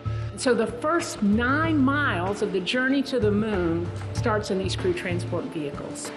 On launch day, these fully electric, zero-emission vehicles by Canoe Technologies will reunite the Artemis II astronauts with Orion at Launch Complex 39B. NASA's powerful moon rocket, the Space Launch System, and Orion will carry them on the rest of the 250,000-mile journey to the moon. And that's your Artemis Moon Minute. And for Artemis updates, there's a QR code on the bottom left of your screen, right there. Actually, bottom right. You can visit, you can use your cell phone to scan it, or you can visit the website at nasa.gov/Artemis 2. Earlier this evening, our own NASA's Jasmine Hopkins caught up with NASA Administrator Bill Nelson, who is here watching the launch from SpaceX's firing room. Administrator Nelson, today marks a first for NASA, the first time in a single launch that each astronaut represents a different space agency. So we have NASA, ESA, JAXA, and Roscosmos. What do you make of this diverse crew? Well, it's a sign of our times. We are an international program. For example, we're going back to the moon in order to go to Mars. It's going to be an international mission that will launch with an international crew. So too, tonight's launch is entirely an international crew, save for the commander, Jasmine, an American astronaut. And so here we go. Now, isn't it interesting that what space does and our NASA program, it unifies us. It brings people together. And this is so true with what we're seeing tonight. Right, and Administrator, you recently visited South America, and later on this year you're planning to visit India as well. Why is it so important for NASA to foster these international partnerships? They are delighted, indeed, eager to learn more about NASA and to partner with NASA. And so that's what we find when we go to another country. It's usually the president that wants to see us. And for example, in this South American trip, we talked to the president of Brazil and Colombia about what NASA can provide in the way of information from our satellites to help them protect the Amazon rainforest from being destroyed, which is a high agenda item for those countries. Indeed, it's a high agenda item for the entire world. I'm going to India. India is one that we want to have a close relationship with. We've already been doing things such as science experiments with India. We've got a major science program going that will be Earth observing with India next January. But now we're going to train and fly an Indian astronaut. So it is happening as we speak, and the United States has been the beneficiary of it. Absolutely. Administrator Nelson, thank you so much. Back to you. As we continue to count down, let's take a closer look at the vehicles that will be taking Crew-7 to the International Space Station today. Starting from the very top of the vehicle is the Dragon spacecraft. In total, there are 16 Draco thrusters Dragon can use in space to help navigate the spacecraft to its destination, each providing 90 pounds of force. That doesn't include the 8 Super Draco thrusters used for an abort, which are no longer active once the crew is in orbit. And just wanted to note, one thing that we did miss just a moment ago was a call to the crew. There was a sensor issue that they are tracking. However, they are just continuing with the count, continuing to monitor it. And so we are continuing to discuss what we have in front of us, which is Dragon. Together, the Dragon spacecraft and its trunk stand over 26 feet tall. There are 2 windows on the spacecraft, plus 1 under the nose cone. The nose cone opens shortly after launch to expose the forward bulkhead thrusters and docking mechanism that will connect with the space station. Dragon's trunk holds solar cells, which power Dragon while it's in free flight. The trunk can also carry unpressurized cargo, and on some cargo resupply missions, we use Dragon's trunk to deliver the new solar arrays that are being installed on the space station. As always, Dragon will be delivered to orbit today by SpaceX's Falcon 9 rocket, which provides 1.7 million pounds of thrust on its first stage, thanks to its 9 Merlin M1D engines. Once the first and second stages separate, these engines are also used to help land the first stage. The first stage will perform 3 burns today as it makes its way back down to Earth. First is the boost back burn, where 3 of the M1D engines will reignite to help flip the first stage around to head back to the launch site. The second burn is the entry burn. That's where a single engine will reignite and shut down to help slow Falcon 9 down as it prepares to re-enter the Earth's atmosphere. And then finally, the landing burn. That'll be where 3 engines will slow down the rocket enough to perform a precision landing back down on landing zone 1. Meanwhile, the second stage continues to orbit, powered by 1 single Merlin vacuum engine with over 220,000 pounds of thrust. The second stage will secure Dragon's entry into low Earth orbit before separating, leaving Dragon to continue its journey to the space station on its own thrusters. About 40 seconds after separation, Dragon's nose cone deploy sequence will begin, exposing its guidance navigation controls that help Dragon autonomously fly to the space station. With T0 coming up in just about 20 minutes, our teams at the Cape in Hangar X are doing a series of system checks to ensure Dragon and Falcon 9 are ready. Let's check in with Ronnie for a quick status update. How's it going, Ronnie? Thanks, Jesse. We are still looking good for an on-time launch just over 20 minutes from now, and we'll keep monitoring all the vehicle systems. There we heard the call out for RP1 load complete on stage 2. So that means we are, of course, getting closer to liftoff. Both Dragon and Falcon 9 continue to be healthy, and we're not tracking any major issues at this time. Right now, we're continuing to prep the vehicle for flight, and propellant loading began at T-minus 35 minutes. We also heard the call out a few minutes ago that the launch escape system is now armed.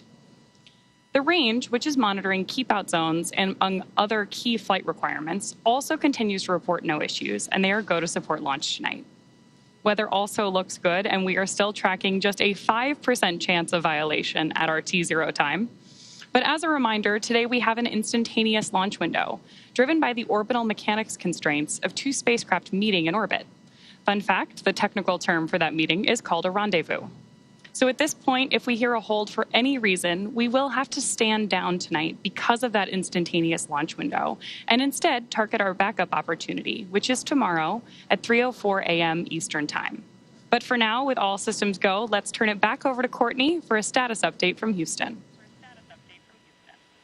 Thanks, Ronnie. The flight controllers here in Mission Control Houston are ensuring that the space station is ready to receive Dragon. They're also checking all communication links between the station, Dragon, and the ground are working properly, and right now everything is proceeding as planned. Teams here in Mission Control Houston, the team in Hawthorne, and the astronauts aboard the station will monitor the autonomous docking of Dragon tomorrow when they enter joint operations, which happens when the spacecraft enters the approach ellipsoid, which is an invisible boundary that helps us monitor spacecraft arriving and departing. After docking, the crews will perform a series of leak checks, then work to open the hatches both on the Dragon side and inside the station's pressurized mating adapter. We expect hatch opening to happen about an hour and a half after docking. Once on board, the astronauts will be greeted by the space station crew and will then join in for opening remarks for the new crew members. Here in Mission Control, Flight Director Chris Dobbins is on console overseeing the team for launch, and Flight Director Judd Freeling will be on console tomorrow for docking. That's it from here in Mission Control Houston. I'll toss it back to the team in Florida. Daryl, how's it looking? All right, thank you very much, Courtney. And if you just joined us, T-minus 17 minutes and counting from the 7th astronaut rotation mission to the International Space Station under NASA's Commercial Crew program. Commander Jasmine Mogbelli, pilot Andreas Mogensen, or Andy Mogensen, and mission specialists Satoshi Furukawa and Konstantin Borisov are strapped into their seats inside the Dragon Endurance. They're at the top of the rocket. Falcon 9 rocket fueling. That operation is well underway. Launch escape system is armed.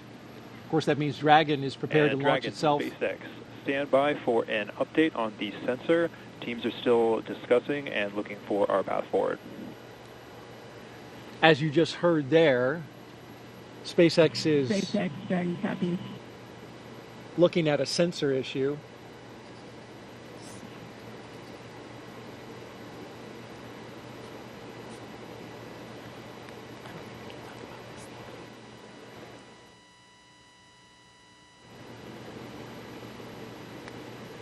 And so trying to determine if the sensor is giving good data, good reading, or if... Startup stage 2, lock floating. If they're looking at something else, of course, we'll keep close tabs on that. In the meantime, propellant load continues. I think sometimes you have hits on sensors for other reasons. We want to make sure that we are getting an accurate reading of what's happening with the system they're looking at. Probably trying to decide if it's a real signal or if it's a hit from some other reason. There's a lot of redundancy in the systems, as you mentioned, and those sensors have to make sure that the engineers understand exactly what they're looking at. So we'll, again, keep tabs. In the meantime, here's a little bit about Crew-7. Lieutenant Colonel Jasmine Mogbelli, a military helicopter test pilot. There she is. She hails from Long Island, New York. She's a mother to 2 twin girls, and she is the mission commander. This is pilot Andy Mogensen's second trip to space station. His first was as the flight engineer for the ESA IRIS mission in 2015. Mission specialist Satoshi Furukawa's interest in space began when he was 5 years old and he saw the Apollo 11 moon landing on TV. And mission specialist Konstantin Borisov was selected to be a cosmonaut in 2018, and this will be his first trip to space.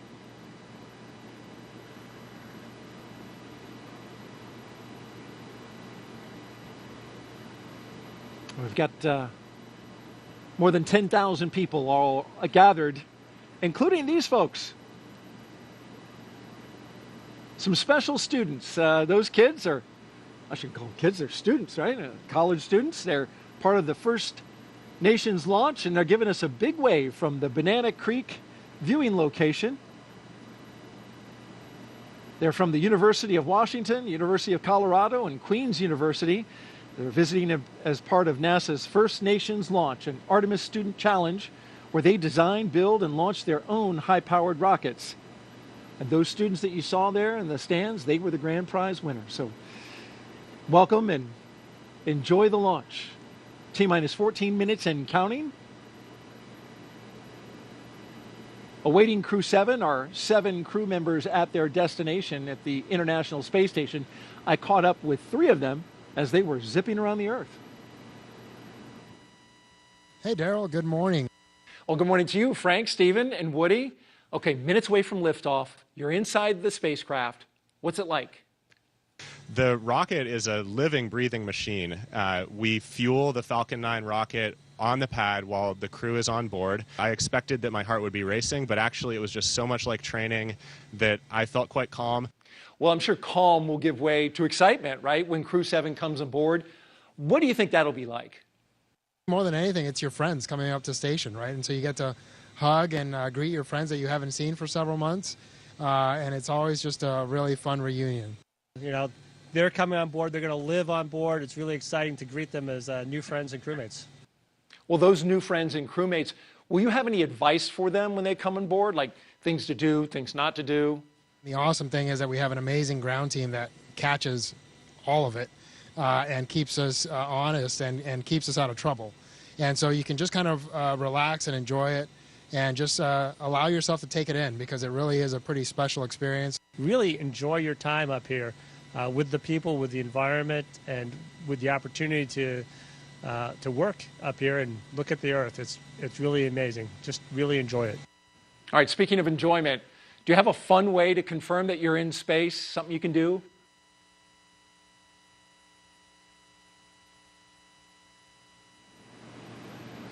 You want to give that move a score, Jessica? I don't know. It required assistance from 2 crew members, so I don't know. I'll give it an 8.5. Okay, that was very kind. All right, well, before the Crew-7 got into their spacecraft, they got a picture with the Falcon 9 booster that will take them up into space. And there they are on the business end of those 9 Merlin engines. Once we leave planet Earth, these fine folks at Johnson Space Center will take over. Dragon This is Mission SpaceX. Control. We are still continuing to assess that sensor and proceeding with the count. Okay, so as you heard, they're SpaceX Dragon copies, continuing with the count while the tubes assess. still working the sensor, but at the same time continuing to load the propellants on board Falcon.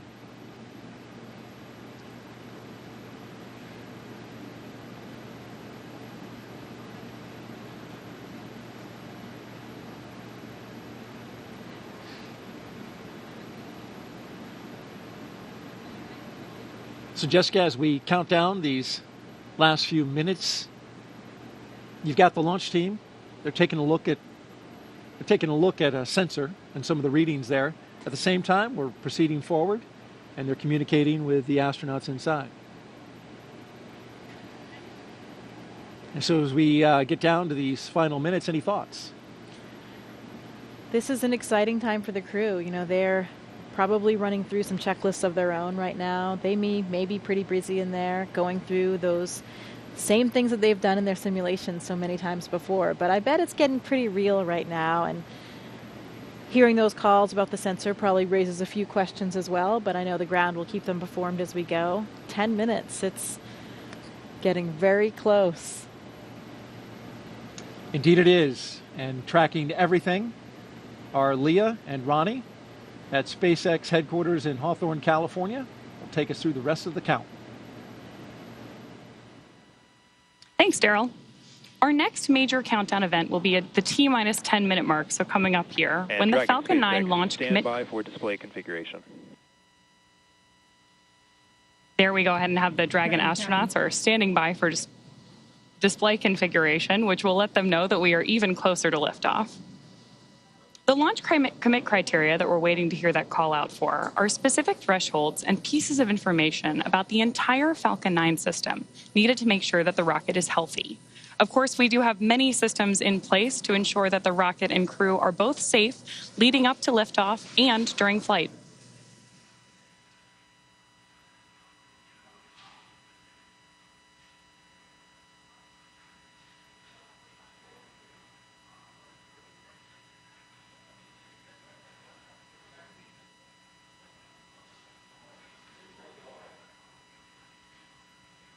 Coming up on 9 minutes until liftoff today, which is also about the same amount of time it takes to get to orbit, a 9-minute ride. That's about the time we'll see second stage cutoff. A few minutes after that is when we'll see Crew Dragon separate from the second stage. And we'll be listening to some performance calls as we get into the final countdown, of course, and then after liftoff.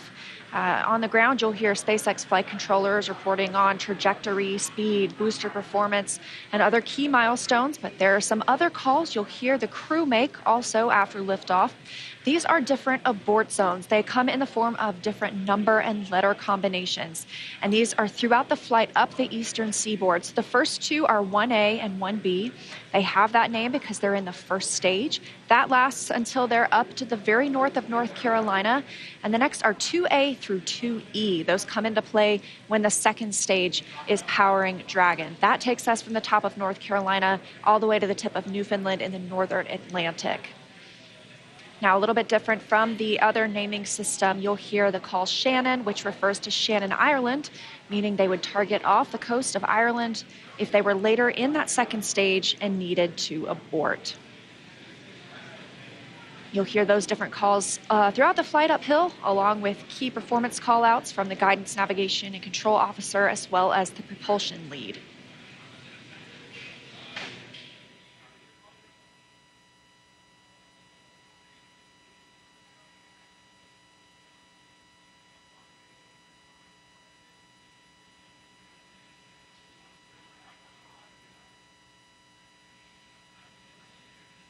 One of the next callouts that we're listening for is the announcement that Stage 1 engine chill has started.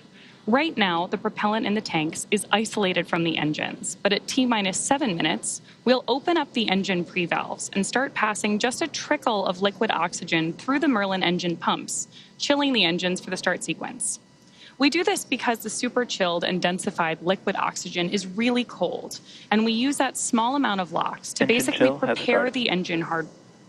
There's the call out for engine chill. So now we're basically preparing that engine hardware to flow all of the LOX and propellant into it during flight. Next up, we should hear the call out for Stage 1 RP1 load completion. And Dragon SpaceX, stand by for final go, but please confirm crew displays are configured for launch. SpaceX Dragon, crew displays are configured for launch. All right, we heard their crew displays. Those 3 screens from which they can monitor the mission are configured for launch. Stage 1 RP1 load is complete.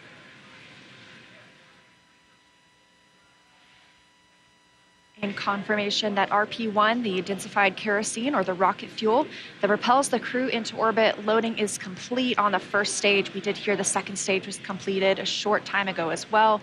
Now T-minus 6 minutes until launch. We are still loading liquid oxygen on the first and second stages. This is the oxidizer we need to combine with the densified kerosene that just finished loading. Coming up, we will hear the call for Dragon to configure for terminal count and then transition to internal power at about 5 minutes until launch. Then we'll hear the propellant tanks on Falcon 9 are getting ready to pressurize, adding some additional rigidity and structural support as we get ready for the strong back to retract. It'll move just a couple of degrees at first, and then we'll see it swing open completely at the moment of liftoff. That strong back provides access to Falcon 9's fueling lines and umbilicals for the prop load and the different gases being loaded on board. So we're continuing to check through a couple more fueling milestones, including one around the 2-minute mark, where we will hear that the liquid oxygen is finished on board the second stage.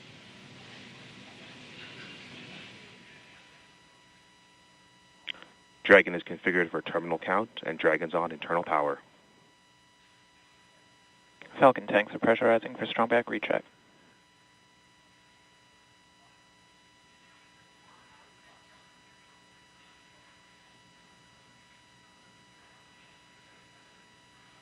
So there we heard the call out that we are preparing for strong back retract. And as Leah just mentioned, the strong back is that white truss structure that you see on the left side of Falcon 9. Got a better shot of it right there. Strong back is retracting. Just before lift. There we heard the call out from Mission Control that we are retracting the strong back now. The strong back is part of the transporter erector, which was used not only to roll Falcon 9 out to the launch pad, but also to raise it into its vertical position. It will retract just about 2 degrees first after those clamp arms open up around the base of Dragon's trunk, and then just before liftoff, we'll actually go all the way back to 45 degrees retracted to give Falcon 9 and Crew-7 room for liftoff.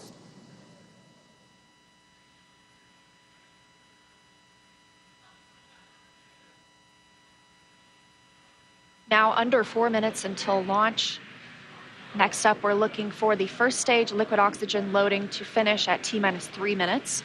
You're starting to see some white clouds on your screen. That is vapor. It's normal. We'll continue to see that build up as we get closer to launch. Obviously, this liquid oxygen that we're loading is super chilled, so a little bit of that will boil off in the hot Florida air.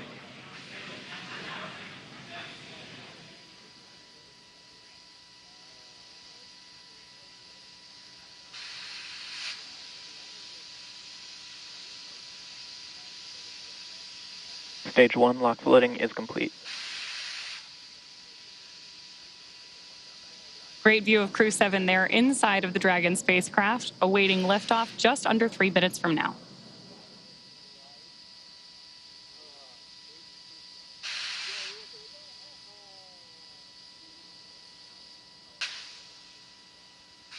Dragon is in terminal count.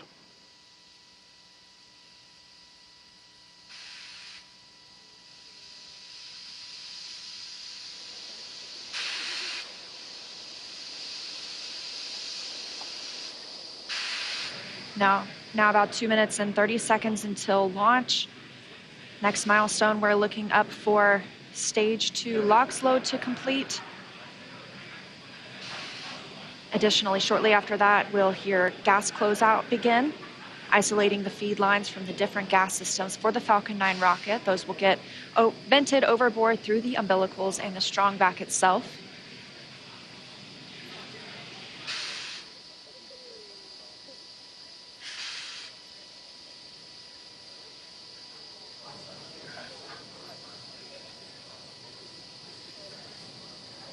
Stage 2 LOX loading is complete. Dragon is in auto idle.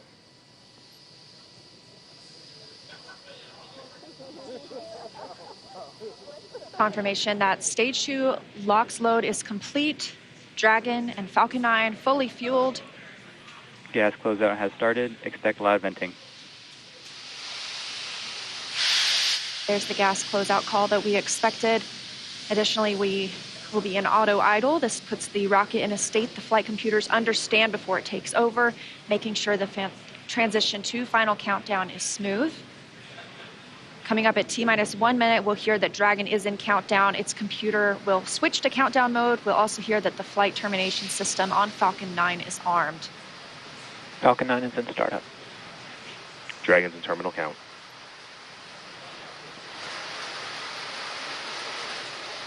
Dragon's flight computer in countdown and configured for launch, and the flight termination system now armed. Less than a minute until liftoff today. Dragon, SpaceX. This flight termination Go for system. launch.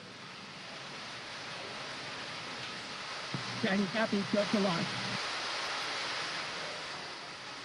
You heard it, Crew-7 getting the go for launch, just T-minus 30 30 seconds seconds away for an on-time launch.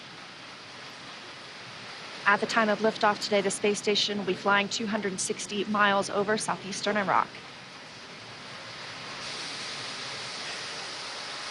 T-minus 15.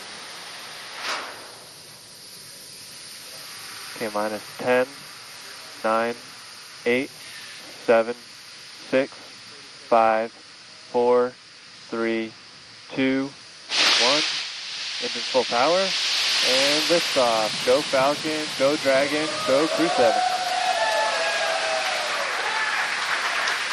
Endurance ascends, an international crew Copy, 1 Alpha. destined for the International Space Station. Stage 1 That's propulsion is 1.7 nominal. million. Good calls from the propulsion officers here. Propulsion's nominal.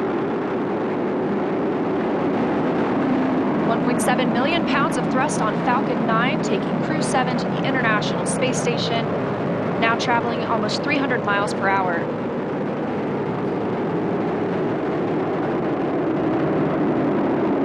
Nominal power and telemetry. We are just about T Stage plus 1 throttle 45 down. seconds into the 7th rotational crew mission on board Dragon and Falcon 9, and right now the vehicle is throttling down to help us pass through the period of maximum dynamic pressure.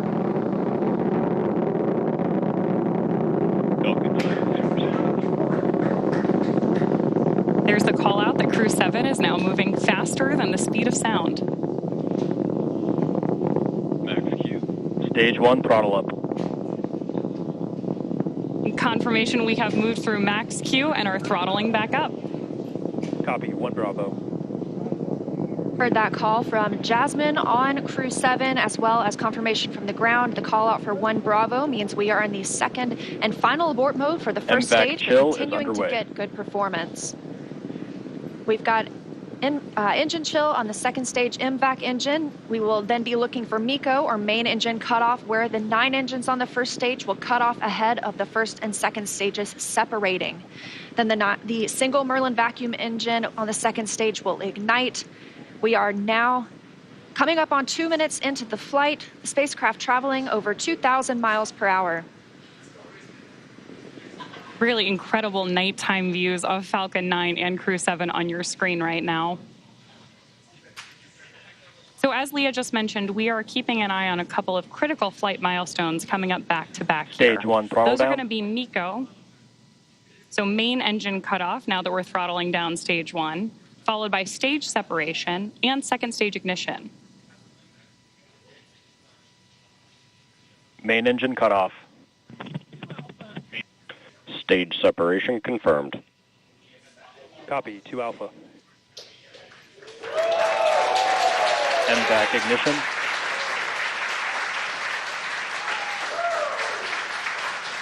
So there you heard and saw Miko stage SEP, and hopefully you heard Jasmine call out for the 2 Alpha abort mode just before second stage ignition. And of course, this is the second stage, powering Dragon on its flight, now traveling almost 4,000 miles per hour. Over 3 minutes since launch, the second stage will continue to power the spacecraft. And our first look at the crew inside.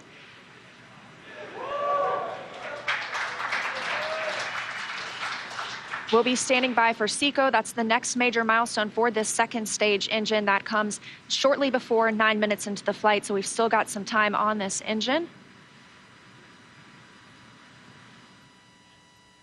So right now, while Crew-7 makes its way to orbit, our first stage booster is making its way back to land. So you may hear the call-outs here on the net shortly that we are in the middle of our boost back burn.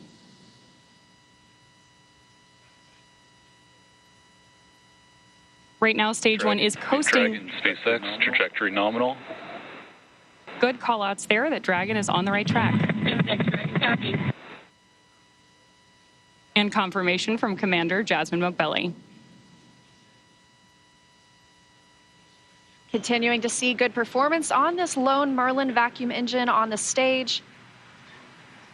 Also, as we've heard, nominal trajectory. That's the guidance, navigation, and control officer here at SpaceX stating that we are on the correct path. Dragon's pointed in the right direction. The second stage continues firing until, like we mentioned, second stage engine cutoff at about 8 minutes and 50 seconds into the flight. Right now, we are 4 minutes and 30 seconds since our on-time liftoff, now traveling at 5,000 miles per hour. This single Merlin vacuum engine can provide over 220,000 pounds of thrust in the vacuum of space, doing its job to take our crew to the International Space Station today. Dragon, SpaceX, trajectory nominal.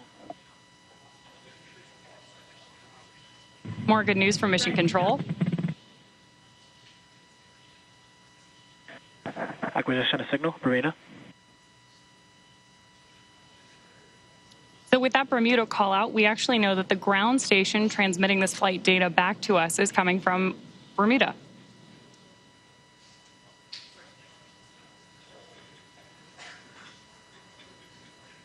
The crew is currently pulling a little more than 1 G as the second stage engine continues to propel their flight. Continuing to hear good calls to the crew, now 5 minutes and 30 seconds into the flight, traveling at 6,400 miles per hour. Again, we will continue to see the second stage fire for about 3 more minutes. Shortly after second stage engine cutoff, we will see it separate from Dragon, which will continue its journey.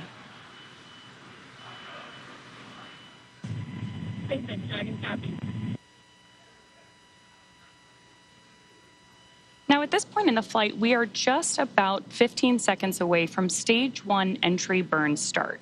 At this point, the center engine on Falcon 9 will be lit for just about 10 seconds to help us slow the vehicle down as it re-enters the Earth's atmosphere. That's not the only thing helping us on re-entry, though. The first stage sees high drag on re-entry, which scrubs roughly 70% of the velocity by the time the landing burn begins, which you just had great views of on the left-hand side of your screen. Florida Space Coast beginning to come into view in the background. All while Crew-7, of course, on the right-hand side of your screen, lit up by that MVAC engine, continues on its way to orbit.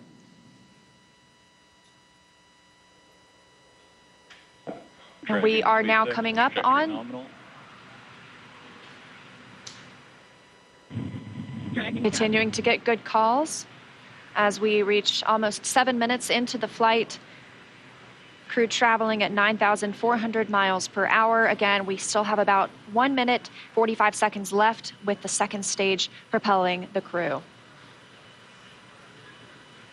And of course, we are also expecting that landing burn start from Falcon 9 any second now.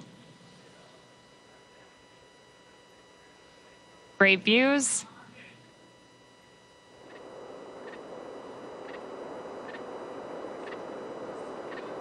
Stage 2, F2. GPS has saved.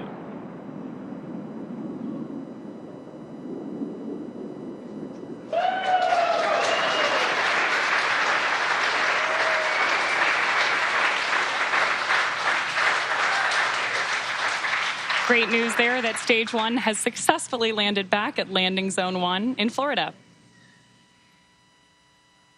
And Stage 2 continues to propel Dragon and our Crew-7 crew members. We now are coming up on SECO, second stage engine cutoff. Again, looking at that about 8 minutes and 50 seconds into the flight. Everything continues as planned today, now traveling over 13,000 miles per hour. Again, we're looking for eventually a good orbital insertion at which we'll be traveling. Good calls here at Mission Control in Hawthorne.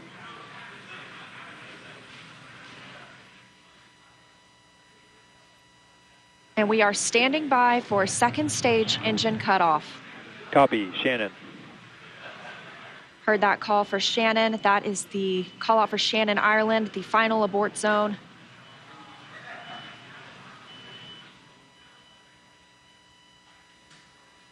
MVAC shutdown. There's audio confirmation, and you can see on your screen that we have had successful second engine cutoff 1 of our MVAC engine. Dragon, SpaceX, nominal orbit insertion. Dragon. And good news there that Crew-7. Nominal orbital insertion. Dragon, SpaceX. Awesome to hear. Disarmed.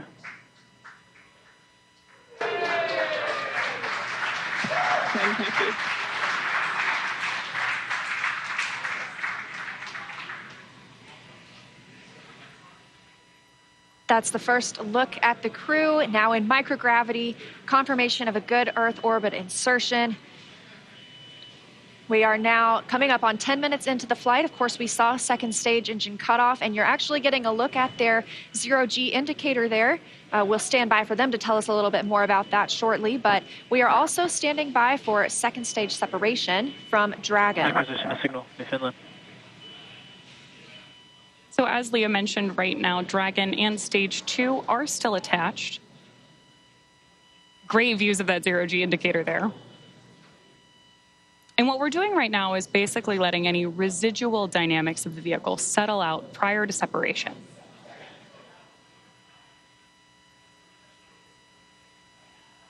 We are expecting that separation event in probably about 90 seconds.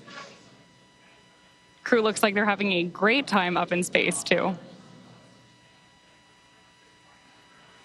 And as we stand by for that separation, shortly thereafter, we'll be looking for the nose cone to begin deploying. That command will be sent, and we'll see it open shortly after. We'll need the nose cone to open to expose those forward bulkhead thrusters, as well as the docking mechanism with which they will use to link up with the International Space Station. After their ride, it's almost 30 hours long.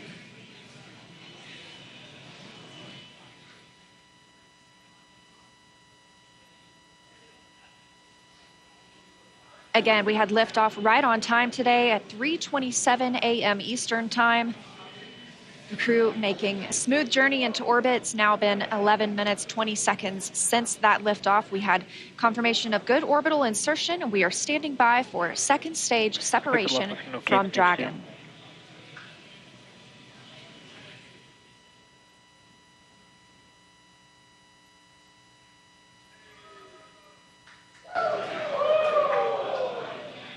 Great views of Mission Control here in Hawthorne, California. And the SpaceX team standing in the background, standing by for Dragon separation.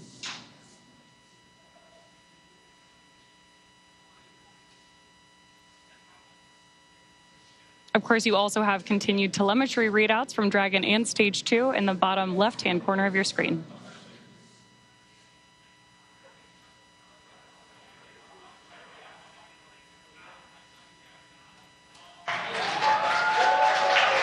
Dragon separation confirmed. Crew-7, on behalf of the Falcon team, I'd like to welcome you to orbit, and we hope you enjoyed the ride on Falcon 9. Space travel is difficult, even though you make it look easy, so thank you for trusting us to get you up there. It's not a bad way to spend a day in the office. Stand by for words from the launch director. Hello, Crew-7. This is Launch Director here on Countdown. On behalf of the entire SpaceX Launch and Recovery team, I'm honored to welcome Dragon's first ever all-international crew to orbit. Счастливого пути, Gotor, Iterashai. Godspeed, Crew-7. Cheers. SpaceX, thanks for the ride. It was awesome. On behalf of Andy, Satoshi, Toshi, and I, we'd like to thank the multitude of people who've led us to this unique moment. We may have 4 crew members on board from 4 different nations, Denmark, Japan, Russia, and the USA, but we're a united team with a common mission. We hope the work we do serves to benefit our beautiful home planet and those on it. As you said, human spaceflight requires an unparalleled level of vigilance and rigor, and we thank all those who prepared not only us, but also this truly impressive spacecraft for flight. Finally, to our families, bear the greater burden of our choice to explore. Thank you. Go Crew-7. Awesome ride. Really incredibly moving words from Commander Jasmine Moghbeli now that she and her international team are up in space. That is going to end our coverage from Hawthorne until we pick back up with our docking coverage, like Leah mentioned, just about 30 hours from now. But for now, I'm going to hand it back over to Daryl and Jessica at Kennedy Space Center to wrap up our launch coverage tonight. All right, thank you very much, and great job. And Jessica, what a launch. It was spectacular. Like we said, those night launches are something to see. You see all those bright lights. You see those little nitrogen pulses when that first stage is coming back down. Spectacular. Phenomenal roar, the thunder. You could feel it in your chest. And then, of course, the booster came back and landed, and that was some extra pop. Pretty impressive all around. Sights, sounds, and even those feelings. That's new, of course, to Crew, to NASA Crew, is bringing the booster back. NASA decided they have a lot of prop margin, propellant that is, and so they burn the first stage a little less and the second stage a little more. It allows them to bring the first stage back and back to land, which is good to see. And so you saw the zero-G indicator floating around. Tell us what it was. I did. Well, that, Daryl, was a 3-toed sloth. Important distinction, not a 2-toed sloth. Oh, really? Yeah, so apparently this is one of Andy's kids' favorite animals. And as a family, they were even fortunate enough to see one in the wild in Costa Rica last Christmas when they were on vacation. So it was all kind of fate leading up to this, I think. How about that? This is Andy Mogensen. Andy Mogensen, the pilot. That's correct. That's right. And I guess his family calls him the slowest person in the world. So another reason why this 3-toed sloth had such meaning for all of them. Well, that actual sloth in the capsule looked like it was moving slow as well, but he's got an excuse. You know, we have a saying in space, and it's often true. Yeah. Slow is smooth, smooth is fast. And when you rush too much, especially in space, doing a spacewalk or anything that you're doing, you get in trouble. So slow is smooth, and smooth is fast. Wise words from our veteran space flyer, Jessica Meir, sorry. It's early. Hey, we got some social questions. Let's take a few. You do mind? Absolutely. All right. Well, let's look on our screen here, and here we've got one that says, come Sunday morning. Beautiful shot right there, though, of the spacecraft looking out the back. Boy, that is high-resolution image. Come Sunday morning, Earth Eastern Time, what are the first few tasks the crew will do, and how will they best acclimate and get dialed into their mission? Well, when we wake up in the morning on board the space station, we open up our computer and we have a plan that lays out our entire schedule for the day, whether it's scientific experiments, hardware, maintenance, whatever it is that you need to get done. I know what this crew will be doing. One of the first things they do, of course, is a safety briefing. So we want to make sure that they have all of the information they need in case they had any kind of situation on the space station where maybe they needed an emergency breathing mask or a fire extinguisher, anything like that. Safety first at NASA, and that's the first thing that we do when you arrive on board the space station as well. The veteran crew that is up there will take them through that, show them where everything is, talk through some of the main messages, and then they'll have a longer session usually the next day or later that week. They'll get into their crew quarters. Usually your crewmates will do a favor for you and unpack some of your things so you don't have to do all that when you get there. You arrive to your crew quarters and already have some of the things that you need out, maybe even some pictures from home. When I arrived, my crewmates had really taken great care of me. They had decorated my crew quarters. Oh. I had pictures of my friends and family. Everything was all laid out, and that really made it a nice, smooth transition, because those first few moments in space, especially when you've never been there before as a rookie, you're not quite that graceful yet. You know, you don't have your space wings quite yet, and you're getting used to just moving around and being in that three-dimensional microgravity environment. And so you're talking about, getting used to the environment up there, and having a little something from home is important too. You took up a flight kit. These astronauts all have a flight kit. You, in fact, brought a few things that you took up into space. What were a couple of the more meaningful ones that you took? I did. We often pictures of family and friends, like we've talked about before, or things that represent places we've been and worked. I brought up a picture of my wedding photo of my parents. Unfortunately, my father had passed away before I went to space, so I wanted to have a piece of him up there with me. I brought up some things to represent other things along the way. My home state of Maine. I had a university flag with me from my undergraduate university. Yeah. Sometimes we bring up presents for each other because we're up there for birthdays or holidays. Drew Morgan, my crewmate, brought us these harmonicas. Nice harmonica. And briefly, let's look at the screen here. We can see that the nose cone is deploying, and we have confirmation of it deploying.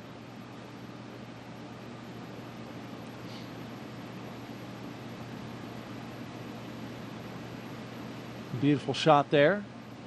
Of course, the nose cone has to deploy in order for Dragon to connect up to the International Space Station. And once this clears out of the way, it is quite a view. Depending on where Earth is in relation.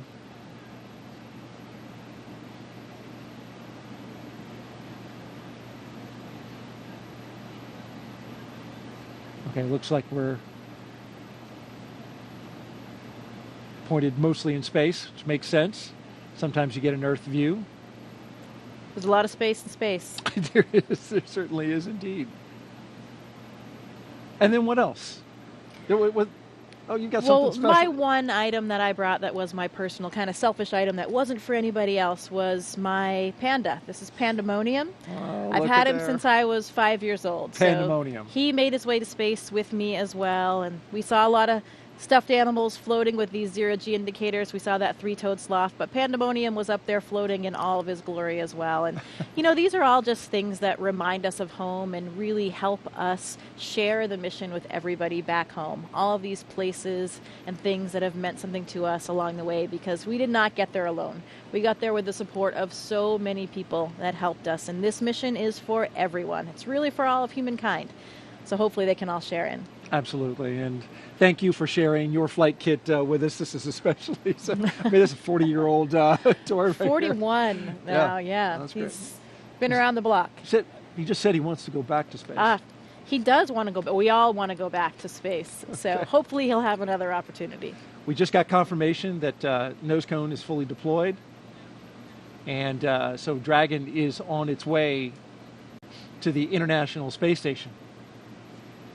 Now, a member of Crew-7 will kick off a major study that will give us a comprehensive look at how the human body is affected by time and space. Let's bring in now NASA's Jasmine Hopkins for more. As we saw this morning, the Commercial Crew program launches astronauts from American soil, and this enables NASA's human research on the International Space Station. Joining us now to talk more about that is Kurt Costello, ISS Chief Program Scientist. Thank you for joining us, Kurt.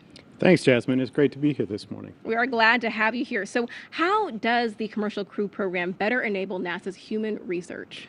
So the Commercial Crew program has enabled us to launch again from U.S. soil.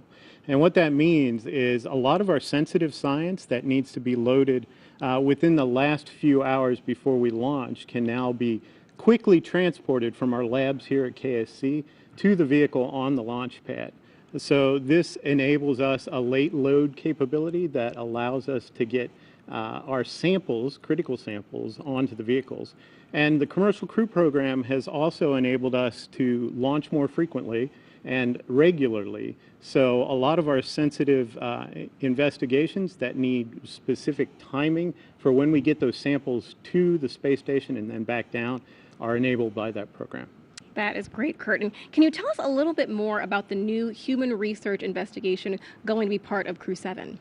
Sure. I think you're referring to CIPHER, and CIPHER is not just one investigation, but 14 in one.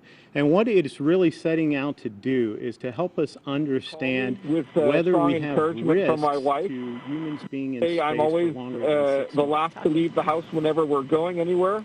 Personally, I think it's with good reason. But they say I'm the slowest person alive, which is also why it's a 3-toed sloth, not a 2-toed sloth, because apparently that would be too fast for me. So welcome to space, Sasha the sloth.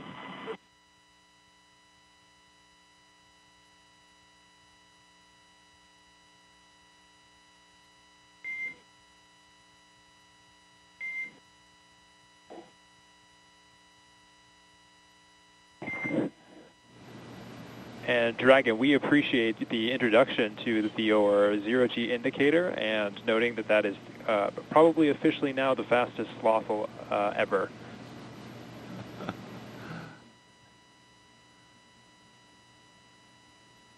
This is Satoshi. It's nice to be in space, and I'm very glad to see happy faces. 日本の皆さん、国際宇宙ステーションへ、再びして着実に仕事をしていきます。 Yes, I'm very excited. First of all, a few words in Russian, then in English. Всем большое спасибо, огромное восхищение тем, как мы прокатились на ракете, мы в космосе. Невероятно. Полет в космос — это результат действий скоординированных тысяч людей, которые работают в разных странах. Всем большое спасибо. Роскосмос, НАСА, PISA, JAXA, SpaceX. Моим друзьям и семье большое спасибо. Thank you very much for all your hard work. SpaceX, Roscosmos, NASA, ESA, JAXA, and all the partners involved in manned space flight. That's a proud example of how much we can achieve working together in harmony. Let's continue. Cool. Thanks a lot to everyone, to my family as well. Thanks.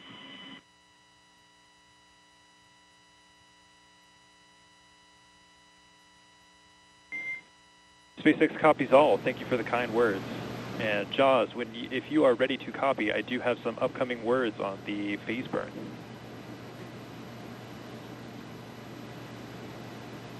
Expect a loss of signal. Good, Hilly. Dragon is ready to copy.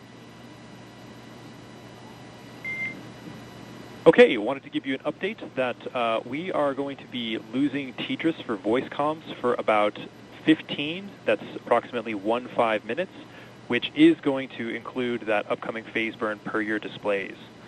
We do have a ground station pass during that burn prep, so you will actually be able to call us in the blind. However, you will be LOS during the burn. There's no concerns, but we'll pick you back up at 0819 Zulu, which will be right after the burn, and we'll confirm that burn performance. How copy?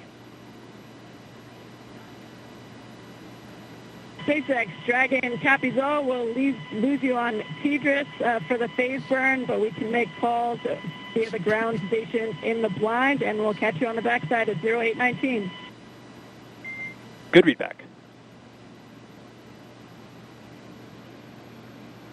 Okay, you just heard some communication between Commander Jasmine Mogbelli and SpaceX's launch team. Just saying they're going to lose TDRS connectivity, which will, during the burn, they'll be unable to communicate, but they've got a ground station that will catch them on either side of that. So communication will be established before and after the burn.